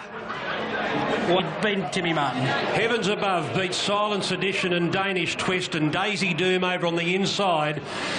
That is the Coolmore Classic in the spring. She probably deserved that one yesterday. She's a mare that looked unlucky in the Maya Classic in the spring. She probably deserved that one yesterday. Yeah, she did. Obviously, the Maya Classic, just the way, you know, you have to ride her. You've got to ride her a bit quite early and ride her for luck. And I truly think if I got a crack at him, she would have won that race. To come out and win the Coolmore, get a Group 1 for Timmy, a supporter of mine for many years. Yeah, great feeling. Ty, we're looking at a replay now as you're coming around the home turn. You had a horse to your outside, you had a couple in front of you, but you had plenty underneath you, didn't you? And that's allowed her to bullocking to declare and get the job done? Yeah, when she wins the races, she really tows you into the straight, and I was able to get on the back of Dixie Blossom, just before the straightening, peeled off her back, and yeah, she really let down strong. So the race sort of panned out. I drew good. I knew the chances and speed was out wide, so I just had to probably give a bit more of a squeeze earlier than what I usually would, just to make sure I'm in that position, able to get the chance late. And yeah, the race just panned out perfect for me. Ty, were you confident in Clark, Dixie Blossoms? Yeah, forget Run Chandler. Sam Clipperton's Silence Edition. Yeah, gallant effort. Unfortunately, the barrier. I didn't have many options, but I must say, once I was... Brendan Abdallah, Hermes Sword. Played both nostrils. Andrew Atkins, Daisy Doom. Played for a nice 4th placing, so it's really good. Josh Parr, In Her Time. Terrific effort. Full credit goes to Ben Smith and his team. Let's go to a break. The spring, and at $8, I think he's a very good each-way chance. Brendan Abdallah gets on particularly well with this guy. He's our Rocky back into handicap conditions today. I thought he was the main. No, he's our Rocky here, to tell you the truth. Hopefully he just can't. 1,500 metre mark, and they're just about ready for the Group 2 Ajax. Stand by for a start. Welton will settle back last. Tester Shadow given a dig up out of the gates. A New Tipperary's right up on the speed. No Doubt is showing a bit of pace as well in the Inch Import Floodlight. Down the side, and Tester Shadow still being ridden up here on the lead. And at the 600, it's Tester Shadow, a couple in front. Boy, New Tipperary's doing plenty of work. 3 wide in the runner. On the outside, Singing, and Dibiani is inching closer on the inside. Getting all the rails runs now. Dibiani going up to join Tester Shadow. New Tipperary under plenty plenty of pressure, then came Singing. Back to the inside, It's Somewhat. Now He's Out, Rocky and Arid making ground. Tester Shadow still in front, 200 out. Dibiani's gone. It's Somewhat up the inside. New Tipperary and He's Out, Rocky. It's Somewhat and Tester Shadow. It's Somewhat. Tester Shadow won't sit down. It's Somewhat, though's going to just win this. It's Somewhat from a very brave New Tipperary on the outside of Tester Shadow. Good finish there, closing up behind them, slow pace and eye-catching run. Dibiani Cylinder Beach. Then He's Our Rocky from No Doubt. Further back to Floodlight, Arid and Tester Shadow 7, and then He's Our Rocky 4th, number 3. A Doomben Cup, which you'll hear from John O'Shea later talk about. So he's in for a long prep. I don't know how many runs he'll have in this prep, but it culminates in the Brisbane Winter. So to get up and win first up tells you how good he's going, Duff. Yeah, definitely. I think the stable thought he needed a run. The yard watchers thought he needed a run. The punters thought he needed a run. But class prevailed. He's just had a little bit of quality on this lot. This New Tipperary, he's getting a habit of you think he's beaten and then he digs in and has another go. He's got a good attribute. He lacks a sprint, but he's tough. Now have a look at this bloke, Buick. He pulls the whip in the... $1.80, so we've had $1.90 into $1.80. It's very firm in the small field, so if you're looking outside our favourite here, it's very hard to put your finger on anything that's had some real support. We've got Palantino $4, been that at the last 15 minutes. He or she hasn't budged at the $7. 15 minutes. He or she hasn't budged at the $7.50. Sir Isaac Newton. Cognitus Ablamy Stakes over 1,600 metres here at Flemington. Really looking forward to this race. Small field, select field. Away they go. He or she slow, and Sir Isaac Newton missed the start by 2 lengths in the early stages. Palantino, Toes and Stardom show it. Ahead of Harlem, Real Love, and going up on the outside, gradually working to the lead after 200 metres now is Sir Isaac Newton. He or she at the back of the field. So after a slow beginning, lengths cover them at the 800 metres, and it's Sir Isaac Newton who pricks his ears before the turn. He led by a half. Toes and Stardom second, a length and a half Palantino. He's enjoyed a good run, the Flemington specialist, and then came Real Love, Harlem second last, and he also at the back of the field and starts to be ridden along as they come around the turn. And it's Sir Isaac Newton by neck, sitting second on the outside, the favourite Toes and Stardom. Palantino peeled out for his run, and then came Real Love. Below the 4 now, and Toes and Stardom got level, but Palantino's there and a big danger. Palantino raced up to Toes and Stardom. He doesn't find a great deal at the moment, and Palantino dashed to the lead. Real Love is making ground late on the outside, and so is Harlem, but it is all Palantino and Mark Zara. He'll race away. He loves it here. Palantino by 3.5 lengths to Toes and Stardom. Photo third. Harlem dived at Real Love to make it close. And back behind those to finish then was Sir Isaac Newton. And he also burnt off last end. Well, the master trainer has been staying all preparation. I want to get to Flemington, 1,600 metres with Palantino. He does today, and he smashes his rivals to win the Blamey Stakes. $5 and 20 cents for the win, $2.10 the place. Mark Zara, Darren Wick. A beautiful run in behind them, but gave the hot pot a start and ran straight by him like he was nailed to the fence. Won by 4. I don't think Mark Zara was even busy the last 50 metres, and he gave him 4 kilos. It's hard to say the right horse didn't win. Finally gets to 1,600. Palantino, Ben, here's a perfect example of horses for courses. Your great mate Mark Zara in the saddle on this horse. As soon as he gets to Flemington and 1,600 metres, he's unbeatable, Palantino. Oh, no doubt he's... and there you go again, talking about the Colton's sort of stallion prospects. So Sutton Stud, obviously... oh, don't tell me you're confident. No, but... introduced that early in the conversation. Sutton Stud, nice.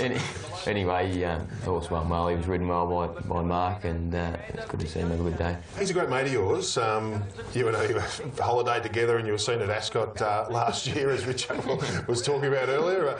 I didn't talk on air about that. No, oops. He's a beautiful rider, Mark, isn't he? A lot of the things that you bring to the table with patience and soft hands, I reckon you probably see it in your mate as well. No doubt he's a top-class rider, Mark, and he's got great hands, and he also thinks very well through a race. So No, he's a complete package, Mark, and obviously deserves the results he gets. I was quite surprised to see the SP of the two horses there, because the market clearly pushed towards Toast and Stardom, and on the back of his first up run at Caulfield in the Futurity Stakes. But here's a horse who just relishes Flemington and has been sort of defeated Blackheart Bart there last year at that same track. It was out of whack, wasn't it? And at the 600 metre mark, he was home, Palantino. There's no way Toast and Stardom was going to hold him off. And he's sort of coming back, second run back from a long time off, was nice and fresh there at the 1400, but the rest of the field... It's race 4 coming up, Darren.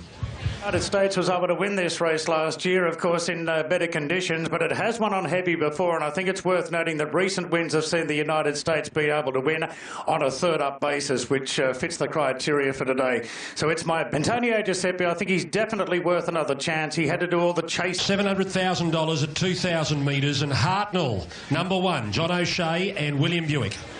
Yeah, look, he wasn't himself last time in the Chipping Norton, considering where his pace in the market is now. This is the horse that opened $1.95 this morning with tab.com.au. It's got to $3. I think the boys have just thrown their hands in the air and said, we're going to bet losing figures here if we keep pushing this favourite out. It doesn't seem to have a price at the moment. It's a $3 chance with tab. As I said, out from $1.95, on track is $2.50 to $3.20. International audience around the world, they're off now on the Ramburton. Stratum Star and the United States were the first two out of the gate. Sophia Rosa jumped well in third. He's our Rocky, handy on the fence, wide out Antonio Giuseppe. He looks pretty well committed to going on with the job. Our Ivanhoe settles back in the field, and Hartnell's the last one. It's Stratum Star, the leader, but going very deep out is Antonio Giuseppe. He's got plenty of natural speed, and he rolls forward together with Sophia Rosa, and Stratum Star's right there on the fence, being relegated to third. Second position, just lost about a neck position there, followed by Stratum Star. Then the United States from He's Our Rocky, our Ivanhoe, and still Hartnell sits back last, about 6 or 7 lengths off the lead, which is Antonio Giuseppe, racing towards the 600, a length in front of Sophia Rosa, who's come off the bridle in second. Stratum Star still travels okay. Then the United States, our Ivanhoe's pulling out from He's Our Rocky, and boy, Hartnell will have to be good from there. He's still last. Antonio Giuseppe coming away from the rails. He wants to lay in a bet. He's a couple in front. Boy, Hartnell's not done with. He's coming down the outside with our Ivanhoe the first to give chase, and our Ivanhoe hits the lead. Hartnell the outside. The United States is trying hard, but our Ivanhoe, he hasn't raced since the Melbourne Cup, but away he goes in the Rampart. Our Ivanhoe in the heavy 10 conditions wins it easily. Hartnell second, the United States third, then Antonio Giuseppe. Good margin back to Sophia Rosa, then Stratum Star, and He's Our Rocky was last in. Our Ivanhoe wins another Group 1 in Australia, following on a success in the Doomben Cup. The wet track, Lee Freedman said he'd love it, and he did. He swum. Number 4, Our Ivanhoe, wins for Lee and Anthony Freedman. Kerrin McAvoy, the winning rider. Second, Hartnell. Terrific train over the last 500 metres, and I went from sort of 6 or 7 off him to taking hold of the race at the furlong, and the horse did the rest. Yeah. And how's this track? Ivanhoe, the year that it got trampled when he, from a wide gate, he somehow got near the fence. But here you are asking for the ultimate effort for the United States, and we've been saying and hearing and listening to Lee Freedman saying our Ivanhoe on a wet track will just fly. Well, fly he did. He went straight past you. Yeah, no, he's a top quality galloper, our Ivanhoe, and I think that's about the first time I've ever seen him on that sort of service. And as you said, I did have a lot to do with him, and unfortunately I never got to ride him on a rain-affected track. But I was concerned as soon as I saw the track conditions. I just know how effective he is on that ground. And that's all. He's not the soundest of horses, but under those conditions, he can really let go. Would he be given we might get a similarly wet conditions for the richest race, the Queen Elizabeth? Would he be a worthy, run second or third to Winks? I think he probably, if you get similar conditions to that, surely he's got to run. Yeah, he's got to go. He's basically taken on the same field, and you look, Ben, you've ridden the United States. I can't imagine you'd be thinking you could turn the tables on similar conditions going into his next start. On heavy ground like that, I doubt it. As I said, he's a very good horse in those conditions. So, but I think you'd have to be to want to trouble the great mare. I was just in awe of her yesterday. She was a metres, and our Ivanhoe, who won a Doomben Cup, has feet issues. And Lee Friedman said during the week, Duff, he's been waiting all the time that our Ivanhoe's been in the country for a day like yesterday where he could strike a really wet track. Well, they were proven correct because they got a wet track and 2,000 metres first up, heavy 10.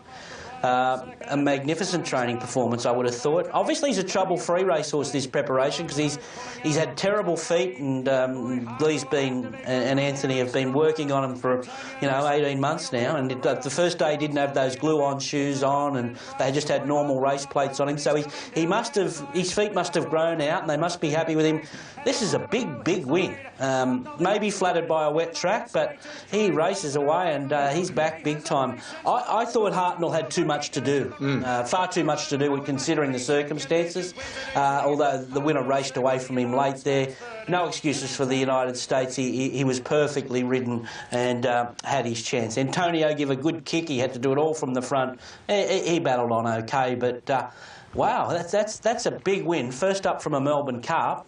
And if he gets another wet track, apparently he dips going past the winning post here and he pulls up lame. So I don't know how lame that means, but he has to have a veterinary certificate before he races again. So that's something we're going to learn about during the week, whether it's more severe than what we think. Hopefully there's nothing wrong with him, but he was lame after the race. Well, Lee Friedman's already talking about possibly backing up in the BMW, so he must feel as though the horse has come through in good order to be suggesting that.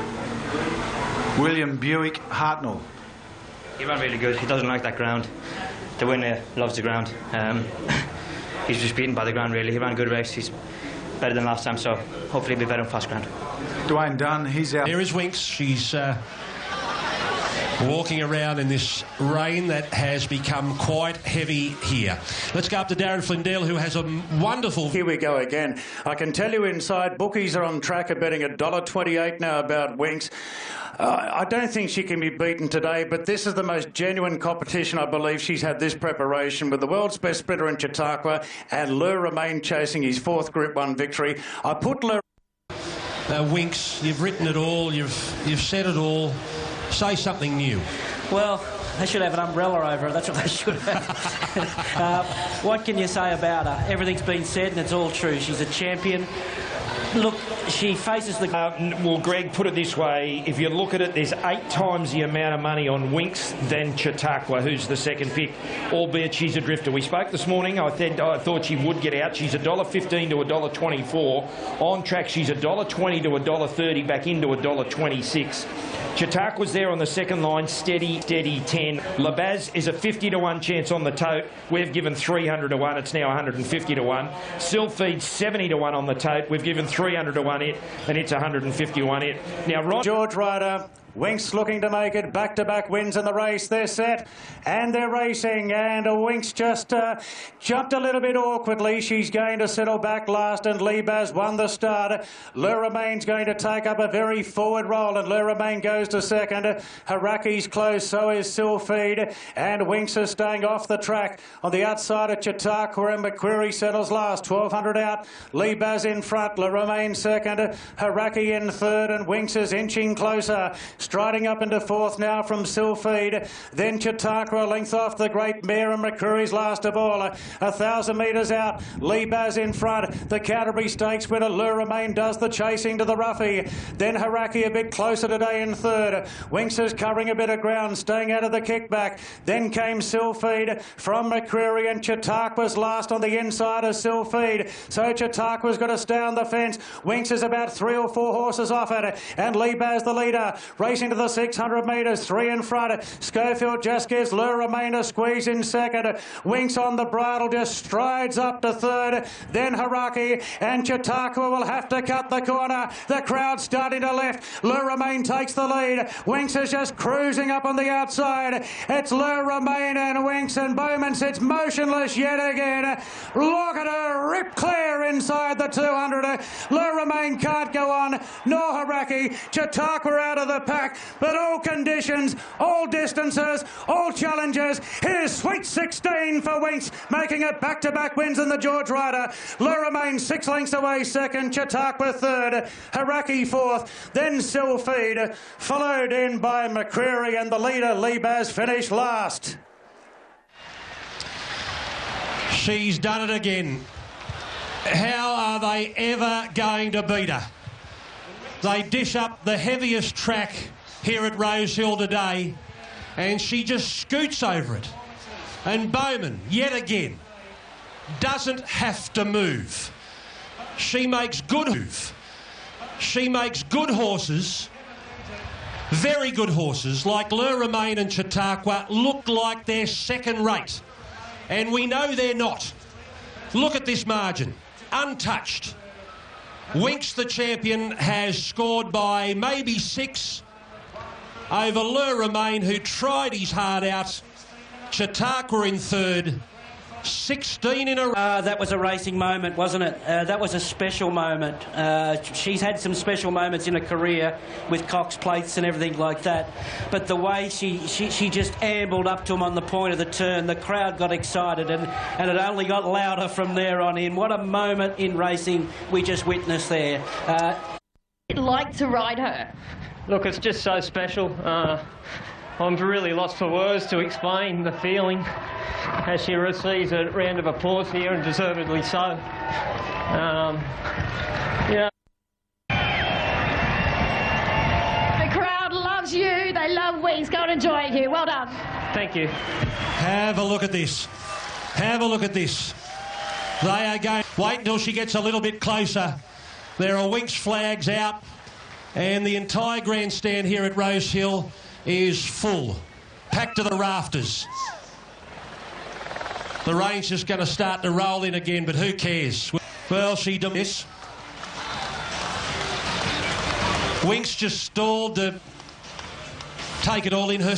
This was an elite field. Libaz there just leading the way. Luramain has won 3 Group 1s. Chautauqua was the highest rated sprinter in the world. Haraki's won Group 1s. And what about, Brent, what she does to them here? Well, the way I've sort of tried to get my head around this event yesterday was for something that was so expected by basically anyone, the market, and anyone who was watching or had any interest in racing. It's quite amazing with a result that everyone expects. She can continue to amaze when she actually does it, and you just can't in your mind fathom that she's just going to destroy that field by 7 lengths on those conditions.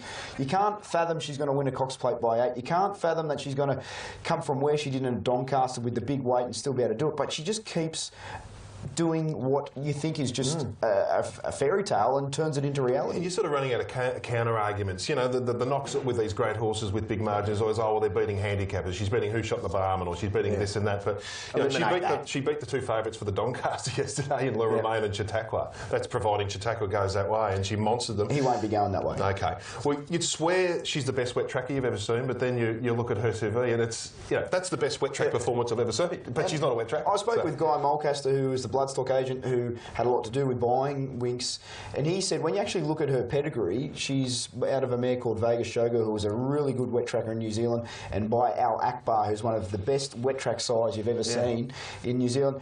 Street Cry, the breed, also loved the sting out of the ground. He said, so when you actually look at her pedigree, he said it's sort of positive on positive that she should handle wet ground. So, like, in theory, it's not a complete surprise to see her relish the conditions. It's not even debatable anymore, is it, about how well against horse?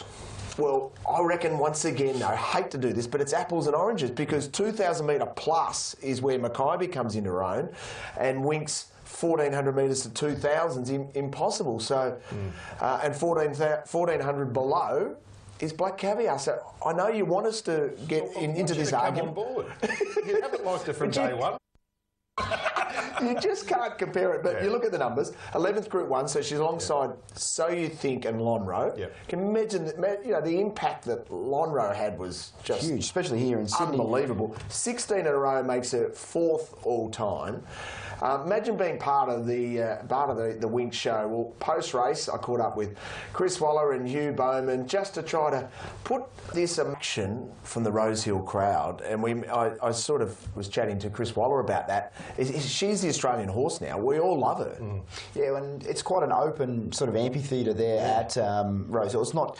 That's all we've got to play over and over again to really get the message across of what she is. Yeah, it's just amazing. You know, look at her here. She just props up. She half gets on Allure Remain's back, and you know, like you said, what more can we say about her? I think Darren explains it best with a great call. Maybe we just should throw to the call. Takes the lead. Winx is just cruising up on the outside. It's Le Romain and Winx, and Bowman sits motionless yet again. Look at her rip clear inside the 200. Le Romain can't go on, nor Haraki. Chautauqua out of the pack, but all conditions, all distances, all challenges. Here's Sweet 16 for Winx, making it back-to-back wins in the George Rider. Le Romain 6 lengths away second, Chautauqua third. Wow, that wasn't just a racing moment, that was a sporting moment, wasn't it? We expected her to win, but we didn't expect a moment like that. Like, you get the golden slipper and you get the cheering, everyone's cheering for their own horse, and you know, there's a big noise. But she went onto the track, they clapped her going past the winning post. They got to the turn there, all eyes were on one horse, and they started roaring at the 650 metre mark, and it didn't stop. But it wasn't for any other horse, it was for one horse, and that horse was Winx, and deservedly so. She, you know, come Queen Elizabeth Day, she's going to bring at least probably 6,000 or 7,000 people through on her own. Well, just yesterday... The greatest promotion for racing that you'll get is a champion racehorse, and doesn't, you know, aren't they a great... The first time she caught everyone's imagination was the Sunshine Coast, and just has not stopped from that day on, and it's got bigger and bigger and bigger. Look at, you know, it's great scenes, and look they're getting right into that track. She's, you know, I think we were a little bit worried, you know, it's raining, but she's obviously a mudlark as well. Far out. Her leg speed in the wet yesterday. When she sprinted between the 400 and the 200, whoop. It was crazy leg speed, and most horses, if you watch... The full story's about her. What did you think today? That was just something extra. That was extra special. Yeah, it just...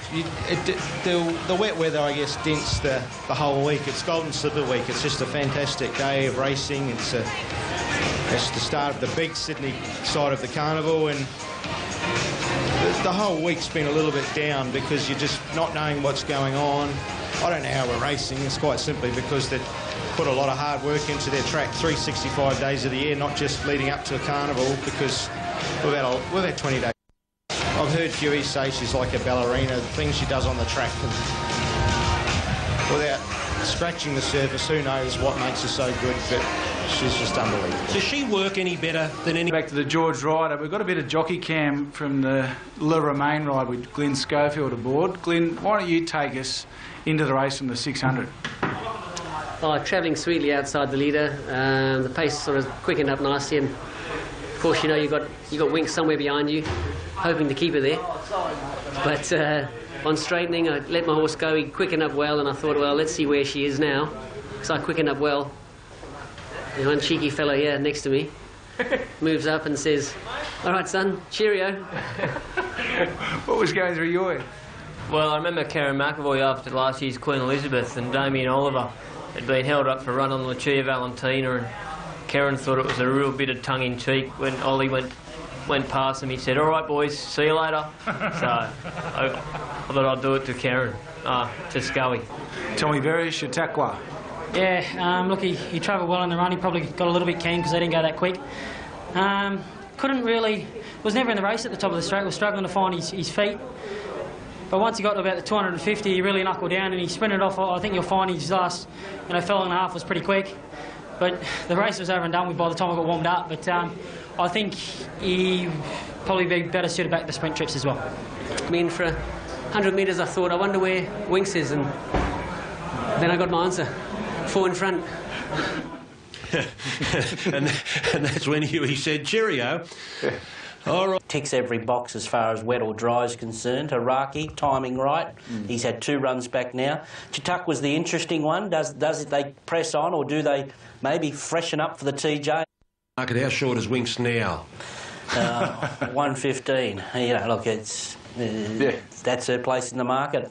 You don't take them prices all in. Should be that on the day. Ivanhoe, we'll get to him later. You know, he's In his first racing prep, he could go all the way through to the Derby, this horse. Very on his toes last start. And look at him stretch out there with those long trotting style he's got going to the barrier there. Dangers. 7 Sosi Bond's the best long shot here. I think he's better than what his price suggests. 9 Impavito looks a real Derby prospect. And this unknown Kiwi, who's very solid in the market, Ginger Nuts off the big New Zealand Derby win. Can I just mention a couple that I want? The Besseback runner, Greg, is Inference here. 3.20, and they've just taken 3.20 again back into $3 with Tab. Open 280 on 23. Harper's Choice 26. Hollywood Mo's 100 to 1 chance. But Inference, he's Fleece the field here in the Rosehill Guineas.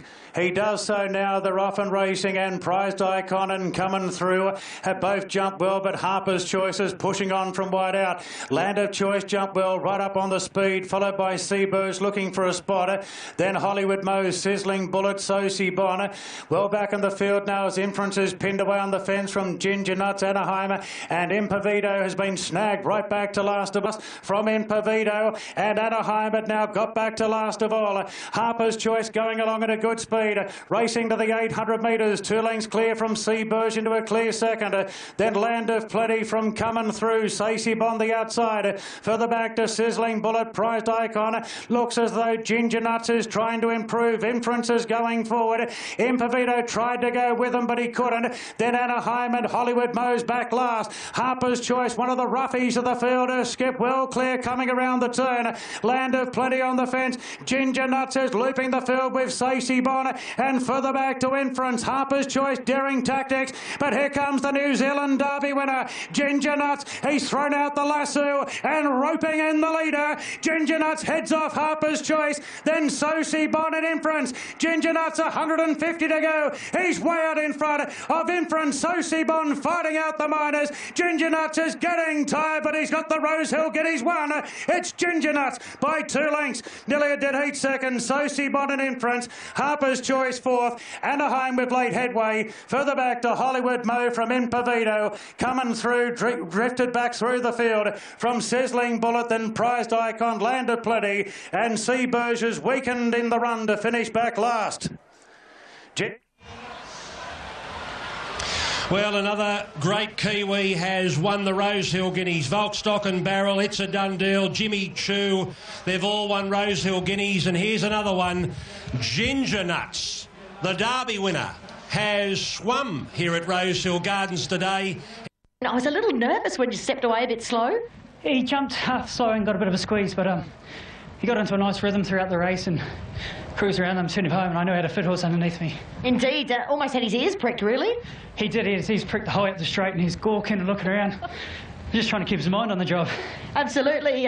Obviously heading towards the Derby, I think. What Jimmy Choo did a couple of years ago, win the New Zealand Derby, come across here and was really strong, wasn't it, in the Rosehill Guineas? And also Opie Boston saying after the race, Brett didn't really handle the wet track. Yeah, it was quite a dominant performance because you could see his bright orange or tangerine silks working into the race from that sort of 500 metre mark. And Harper's Choice on the inside was a daring ride to stick to the inside and maybe looked like it got a few horses off the bit, but he was the winner a long way out in this. I did like the way that Inference continued to fight because in the run at that sort of point before the turn, Inference was basically alongside or to the inside of Ginger Nuts, and Ginger Nuts was able to sprint and really get away from him. And I thought, oh geez, Inference is really struggling here and not going to be able to sort of pick him up, but he continued to build, and the fact that he's only 3rd up and that Ginger Nuts has had the run at 2400 already in the Derby now comes back to, he probably had a fitness edge. Well, that's what I was going to say. The common theme at this time of year with the horses that have come through New Zealand is that they've got that deep fitness through Derby campaigns. What can often happen, I think it happened with Jimmy Shue as well, is they win these races on just bottomless fitness, and then maybe sometimes they're over the top by the time the Derby comes around because it's 2 Derbies too much after New Zealand. So I reckon there is a very big theme in recent years of New Zealanders coming over, and you wonder about their form, but they're so fit. That's right. Just look at that. Well, we saw Tamago, who was unlucky in a New Zealand Derby last year, avoid this race and then go to the ATC Derby and bolt in on a wet track. A big effort there by Sosi. Bolt in on a wet track. A big effort there by Sosi Bon from the Robbie Lund stable, and also Anaheim from the Trent Busselton yard, really sort of hitting the line out wide, suggesting he's running the Australian Guineas, was obviously very strong, and that he's can back it up on wet ground. Victorians all day in racing. This is. Well, Ginger Nuts is into $4.60 now, favourite over at Inference. Rising Red ran second to Ginger Nuts in the New Zealand Derby, is at $9. Anaheim, its stablemate, at $13. John Snow through the New Zealand Derby as well at $13. So well done to Tiaco Racing. Karen Fenton Ellis there on course. People through Imagine the how many blokes in pubs yesterday, or just anyone who was just cheering on Ginger Nuts. It is a great name. It is a fantastic name. A quick break. Obviously, he's a very, very nice horse. He's already won a Derby in New Zealand. Was he helped having had a 1.5 mile lead up, considering the circumstances here? He was main dangers were all third up in the race, and but look at him here. He just cruises up here, and big margins, you know, cover this field. He's not in the Derby, but I'm sure if he pulls up okay, they'll pay the $44,000. There's no doubt about it. David Ellis will pay it, and you know, good result for the Kiwis and Tiaco. They put a lot of money into racing. You know, they've propped up New Zealand and own a lot of horses over there. And I think David's last winner was obviously thought. The favourite was very, very good there, Inference. He hit a flat spot, you thought he was gone, and he still lifted off the canvas and come late. So he'll come into the Derby 4th up now. Sosi Bon, another one, he'll run well in the Derby. Impovito had excuses. There was a few good runs there. Anaheim back on a drier track. He's ticking along. We're going to have a good Derby. We're going to have a good Derby. Absolutely.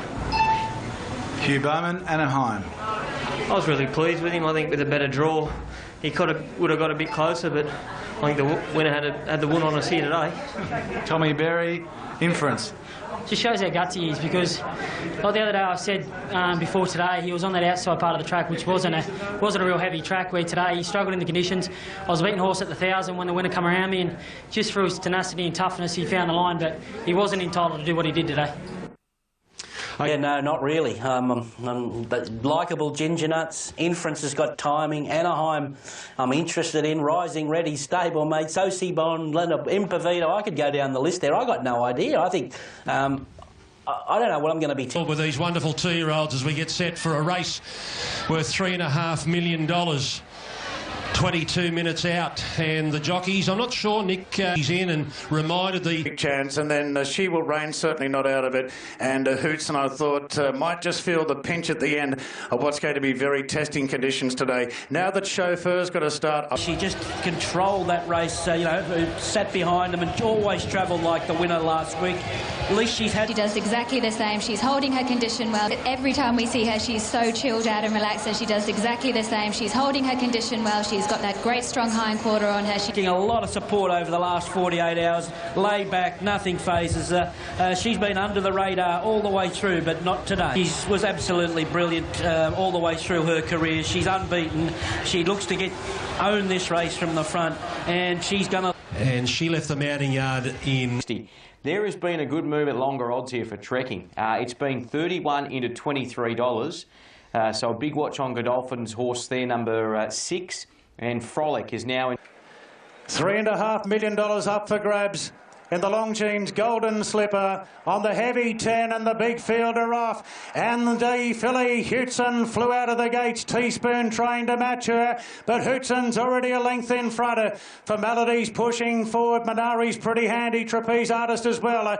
Followed by Pariah, Single Bullet, Diamond Tathagata out deep. They're followed further back by Catchy. Tulips off the track. Then Medinity. She Will Reign hugging the rails and pinching plenty of ground coming up to the 750. Further back to Veronillo. Frolic is back third last from Chauffeur, and Trekking's the last one. Hootson in front of Teaspoon. The speed's been good. Trapeze Artist third, then Minari. She Will Reign continues to improve, being ridden up. Two further back to Single Bullet, Diamond Tathagata. Tulips very deep as they race around the turn, and Hootson's got a healthy lead, but here comes She Will Reign up the inside. Hootson a length in front of She Will Reign. Millam's looking pretty confident. She Will Reign moves up now to Hootson. Minari's running on, and Frolic's running home on the fence. She Will Reign races to the lead. 150 out. She Will Reign is well clear, but Minari, Tulip and Frolic are charging home. It's She Will Reign in front. The $20,000 filly's got the slipper one. She Will Reign goes on to beat Frolic. I think Minari third in front of Tulip and Hootson. Further back to Trapeze Artist. Then came Veronillo from Diamond Tathagata Medinity. A margin back to Chauffeur from Teaspoon Pariah. Then Formality from Trekking Catchy, and Single Bullet was the last to arrive home. Gary Portelli has won the Golden Slipper with She Will Reign, a lifelong dream. Jesus, what just happened? Can I watch the replay? That was unbelievable. I spoke to that jockey before the race and I said to him, I think we've got to go forward. And he went quiet. He said, I think I'm going to go back to last. And I said, well, you're like I'm paying the big dollars too? The way you see it, he's I'm going to cut the corner, I'm going to cut in the corner. I'm on the best horse, I'm going to ride it like I did in the Silver Slipper. Unbelievable. I've just won the Golden Slipper. You've won the Golden Slipper. Been in the game since '86. Mate, this is the race that it defines a trainer, I believe, mate. You know, what a champion filly. I said she'd win on the dry tracks, so to do it on a wet track's just phenomenal. Proud of all my team, my family, the staff, the clients that gave me this horse to train. I feel terribly sorry for poor old Michael Costa at home right now, but, mate, he'll get his chance. I'm sure. I've been going a long time, mate, and I've finally got a Golden Slipper winner. I've had a few goes. Look at it. 2-year-old race? What an absolute thrill. The whole way through, she's just a little darling, this horse, and she hasn't put a foot wrong. She's not overly big, but I tell you what, she certainly makes up for it in heart. Gary and the team have done a tremendous job with this filly. He prepared her for a hard run Golden Slipper, which you certainly need a fit horse in these conditions today. So all the credit goes to Gary, really. He's done a great job, and here we are, we won the bloody slipper. You've won the bloody slipper. Listen. Ownership dirty, you didn't tip her. I could have tipped 16 horses there, Greg, but good luck to them there. That's their day in the sun. Well, hasn't that Riesling Stakes form stood up with her and Frolic fighting that race out on the most testing track? Slowest slipper, the slowest slipper since Canny Ladd. Won in 1:15 plus, and they've run 1:15.04.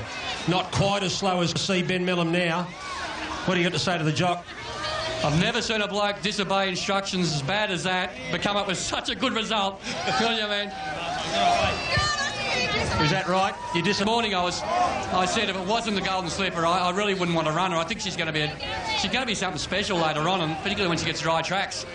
And if they'd have called the day off, whilst I would have been disappointed, I would have been happy because I was worried for the horse, you know. With my beautiful wife here, Think about winning a Golden Slipper. Yeah, you're right, I did. I probably hit the front a little bit too early, but it didn't help my goggles. I couldn't see a lot through my goggles either, so I don't know, she's a sweet little filly, and I don't like hurting her too much. She's got a great little personality. I know, she's nearly like a person, so anyway, I've hit the front, and I felt bad late when I had to knuckle down and make sure we got her over the line. What happened with the instructions? It was sort of been publicised that Gary sort of said to you, look, Ben, I want to go forward, and what was your sort of thought process then, and take us through sort of how that unfolded? Well, I walked the track prior to the Guineas, so I walked the track 3 times throughout the day, and 2 races beforehand, I just thought that I had a plan in my head. The way I wanted to ride the filly was just to go back and find the rail. I knew that they would all fan, so I didn't think I would need luck getting through. I knew I'd have the right horse to be able to tow me through. And the inside section wasn't a quagmire, was it? It wasn't as extreme, the bias. Well, look, the track was pretty ordinary by that stage of the day everywhere, so I walked right up around the circle, really well, my horse as well, so I was more than happy to do that. So I had that plan in my head. I got out there and Gary said, "We're going forward today, mate." And you gave him the 3 seconds of silence. Yeah, that's right. He summed it up perfectly. He said, "Ben went silent on me." Yeah, I looked at him and he looked at me like I was stupid. I looked at him like he was stupid. And anyway, we sorted it out in the end. And I mean, it's a big decision. It sort of put a little bit of pressure on me because I thought I was happy to back myself at that stage. And I'm not saying Gary was wrong in going forward, but when you set yourself with a plan and then at the last minute it gets changed, things can go wrong there, and I sort of had to back myself and, you know, if $1,000 purchase for Derby Racing, and what a ride by Mellum. He defied instructions from Gary Portelli, but Portelli wasn't complaining afterwards, Duff. No, he was not. It was a very, very brave ride to disobey instructions in such a big race, and obviously Ben Mellum's never been on the end of a Gary Portelli pay if it would have backfired, that's for sure. I don't think he would have ever got another ride for the stable. But as it turned out, it was 10 out of 10, 11 out of 10 as there's such a thing. He just cuddled up, took all the breaks at the right time, got across from an awkward draw. Frolic come out of late there. To think that form stood up from 2 weeks before when these two fillies clashed the other way round. So they had the hard run on the heavy track as the lead up, and they simply were too good for that field. Going back and looking at the replay, Duff, it's funny, you look at past years, you think of Piero, Sebring, Overreach. Quite a lot of horses do this. They sort of sit back midfield, come through along the rails and just squeeze 3 or 4 off the rail for the better going as they thunder home to victory. You would have thought early in the day it was going to be out or down the outside all day, but it did sort of, they'd chopped that bit up, and a few jockeys realised that, and it was pretty brave doing that in the slip horse there, which was Tulip, who got that on protest, mind you. I thought she was sensational. She was fantastic, she was 5 and 6 yeah. deep.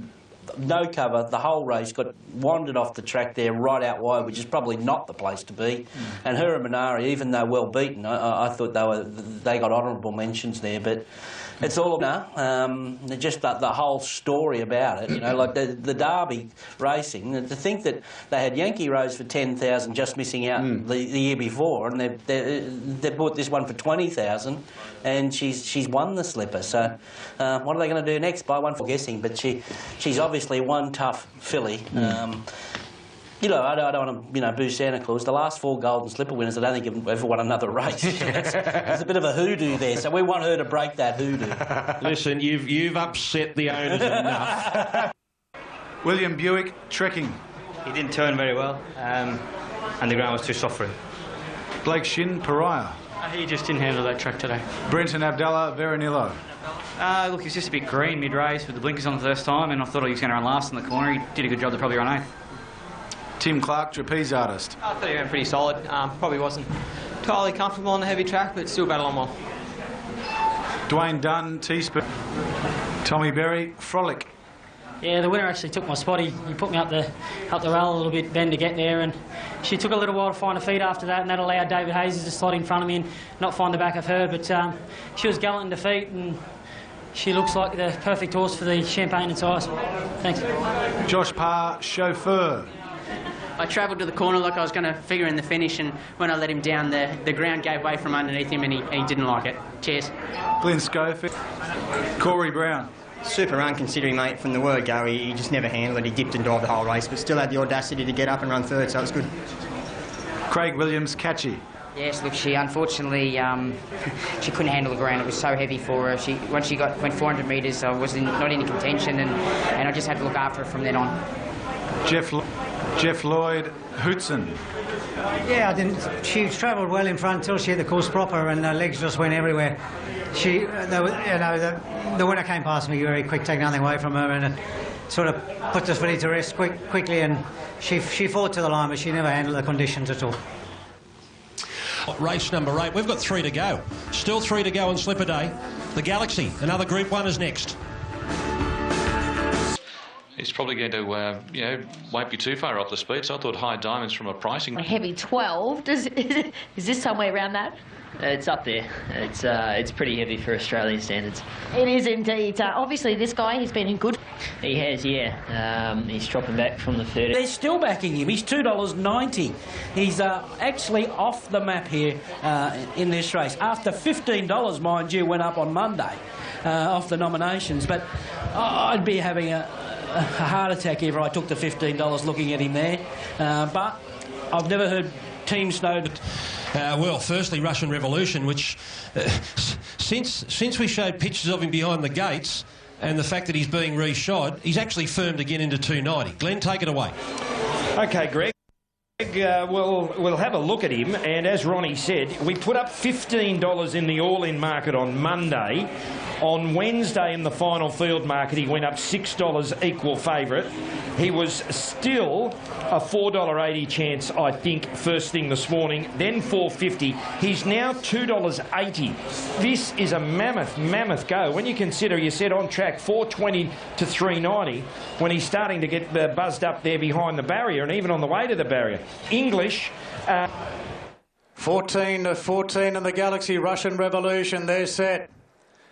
And they're racing. Heatherly missed the start only marginally. Russian Revolutions jumped about midfield, and Redzel jumped away quickly. So did Jungle Edge as they race up into the first turn, and Miss Promiscuity's right up on the speed. So's Fartanar, followed by Fell Swoop and Russian Revolution out deep in sixth. Further back then to Miss Rock on the rails from Sapedo. Felines, Heatherly's very deep from English. Well back Music Magnate from Big Money, and Glenolly is the last one. Jungle Edge races to the lead from Miss Promiscuity and Redzel. Russian Revolution getting closer on the outside. Fell Swoop's tracking up. They're followed further back by Heatherly on the outside of Fearlines, Fartanar, and English being ridden for luck between them. Jungle Edge swings in front by a length on Redzel closing in. Then Russian Revolution has still got something to offer. Redzel lays it down to Jungle Edge. Russian Revolution a length off. It's Redzel just in front of Jungle Edge. Russian Revolution's trying his heart out. Redzel in front. Russian Revolution, he's up for the fight. Russian Revolution goes to Redzel. Russian Revolution lunges and got the money. Big win. Russian Revolution beat Redzel and Jungle Edge. Good margin back to the rest. Not sure about fourth. Felines Fell Swoop there, and Glenelg closing off. Then Miss Rock from Music Magnate English. Then Big Money from Heatherly Sapedo, and Miss Promiscuity was one of the last to finish. Well, you saw the drama of the Galaxy unfold before your very eyes. You're on Russian Revolution. We go to pictures behind the gates. He's a muck lather. The farrier then pulls out the gear and goes to work. Everything that could go wrong went wrong. And there he comes out and does that. At his sixth start in a race, win number 5, and a Group 1 goes on the board. He wins a Group 3 Vane, a Group 2 Roman Consul, and now a Group 1 Galaxy. Yeah, job done with him, and what an amazing performance. Then he wanted to over-race and got caught wide, no cover. That's a pretty good colt there to do what he did under conditions. Fair play to Peter and Paul Snowden. They've delivered him here, first up against the older horses. He had to wait, Paul, but he had to do it the tough way. I was 4 deep the trip, and asked him for a supreme effort over that last 100 metres, and the horse dug deep, and his star's on the rise, that's for sure. He is indeed, and what a mess he gets himself into All right, 12 Russian Revolution, the winner. Number 6 Redzel, Snowden Quinella. 11 Jungle Edge are in the race of its life, and the inexperienced Glenall has run 4th. Really agitating getting reshod. Eventually they get him to settle down. He's wide throughout, and then have a look at this last 200 metres. He was so brave. And what about I think we've got to make special mention to the third horse in Jungle Edge for Mick Bell at Cranbourne, ridden there by Kevin Forrester, running third, beaten by 2 pretty smart horses in a Group 1. And look, this colt now, Russian Revolution, he's stamped himself as a future stallion, being a son of Snitzel that's been able to get the Group 1 on the board, and He's a horse who was beaten astern last year in the Roman Consul, and many were thinking, well, was that just a bad ride by McDonald? Did he sort of take his time and not go get sort of let the leader get away with easy time in front? But he's proved it there on the big stage that he's certainly capable of winning a feature race. Caught up on everyone too. I remember the Snowdens. It was all about capitalists. Remember, he was always just the one. This horse was off the map, heavily backed, but before the race, it was all coming apart. Oh, you're nervous moments, you know, like this horse they put up $15 on Monday, and he was $460 to $290 on track. He's a big, mature. Well, he's matured into a big, strong, thinking colt now, and he sweated up profusely in the yard. He was agitated. He threw a plate, and then they have to grab his ear there and put a shoe back on him. He's kicking out. It's the last thing you want to see. And then after all that, he was a little slow into stride, and he's 4 and 5 deep, no cover throughout. This, we don't count Winks when we talk runs of the day because she's exempt. But this was the run of the day outside that. Don't believe me. Find a slot for this bloke because he could well be an Everest. Oh, jeez, I tell you, he was an absolute. I'll show you what Duff's talking about with Russian Revolution winning the Galaxy.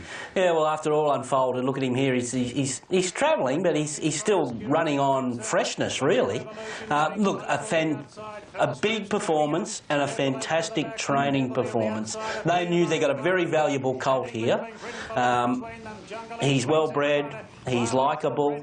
They want to win a Group 1 with him. The only time he's been beaten is in the Coolmore down the straight in the spring, but I think he's matured up. You think he's gone here, you would have thought, oh, he's going to feel the pinch considering the circumstances. I know he only had 51 kilos on his back, but still, he gathers them up here past his stablemate Red Zell. That's a big, big win. Huge run, Jungle Ruler. He's a real mudlark, but this horse, we're talking about all these lovely young colts going to stud recently, and if I'm breeding to one of these lovely colts I'm waiting for this bloke to breed to, I think he's going to make a really good young stallion. But hopefully that's another year off, and we get to see him in the championships.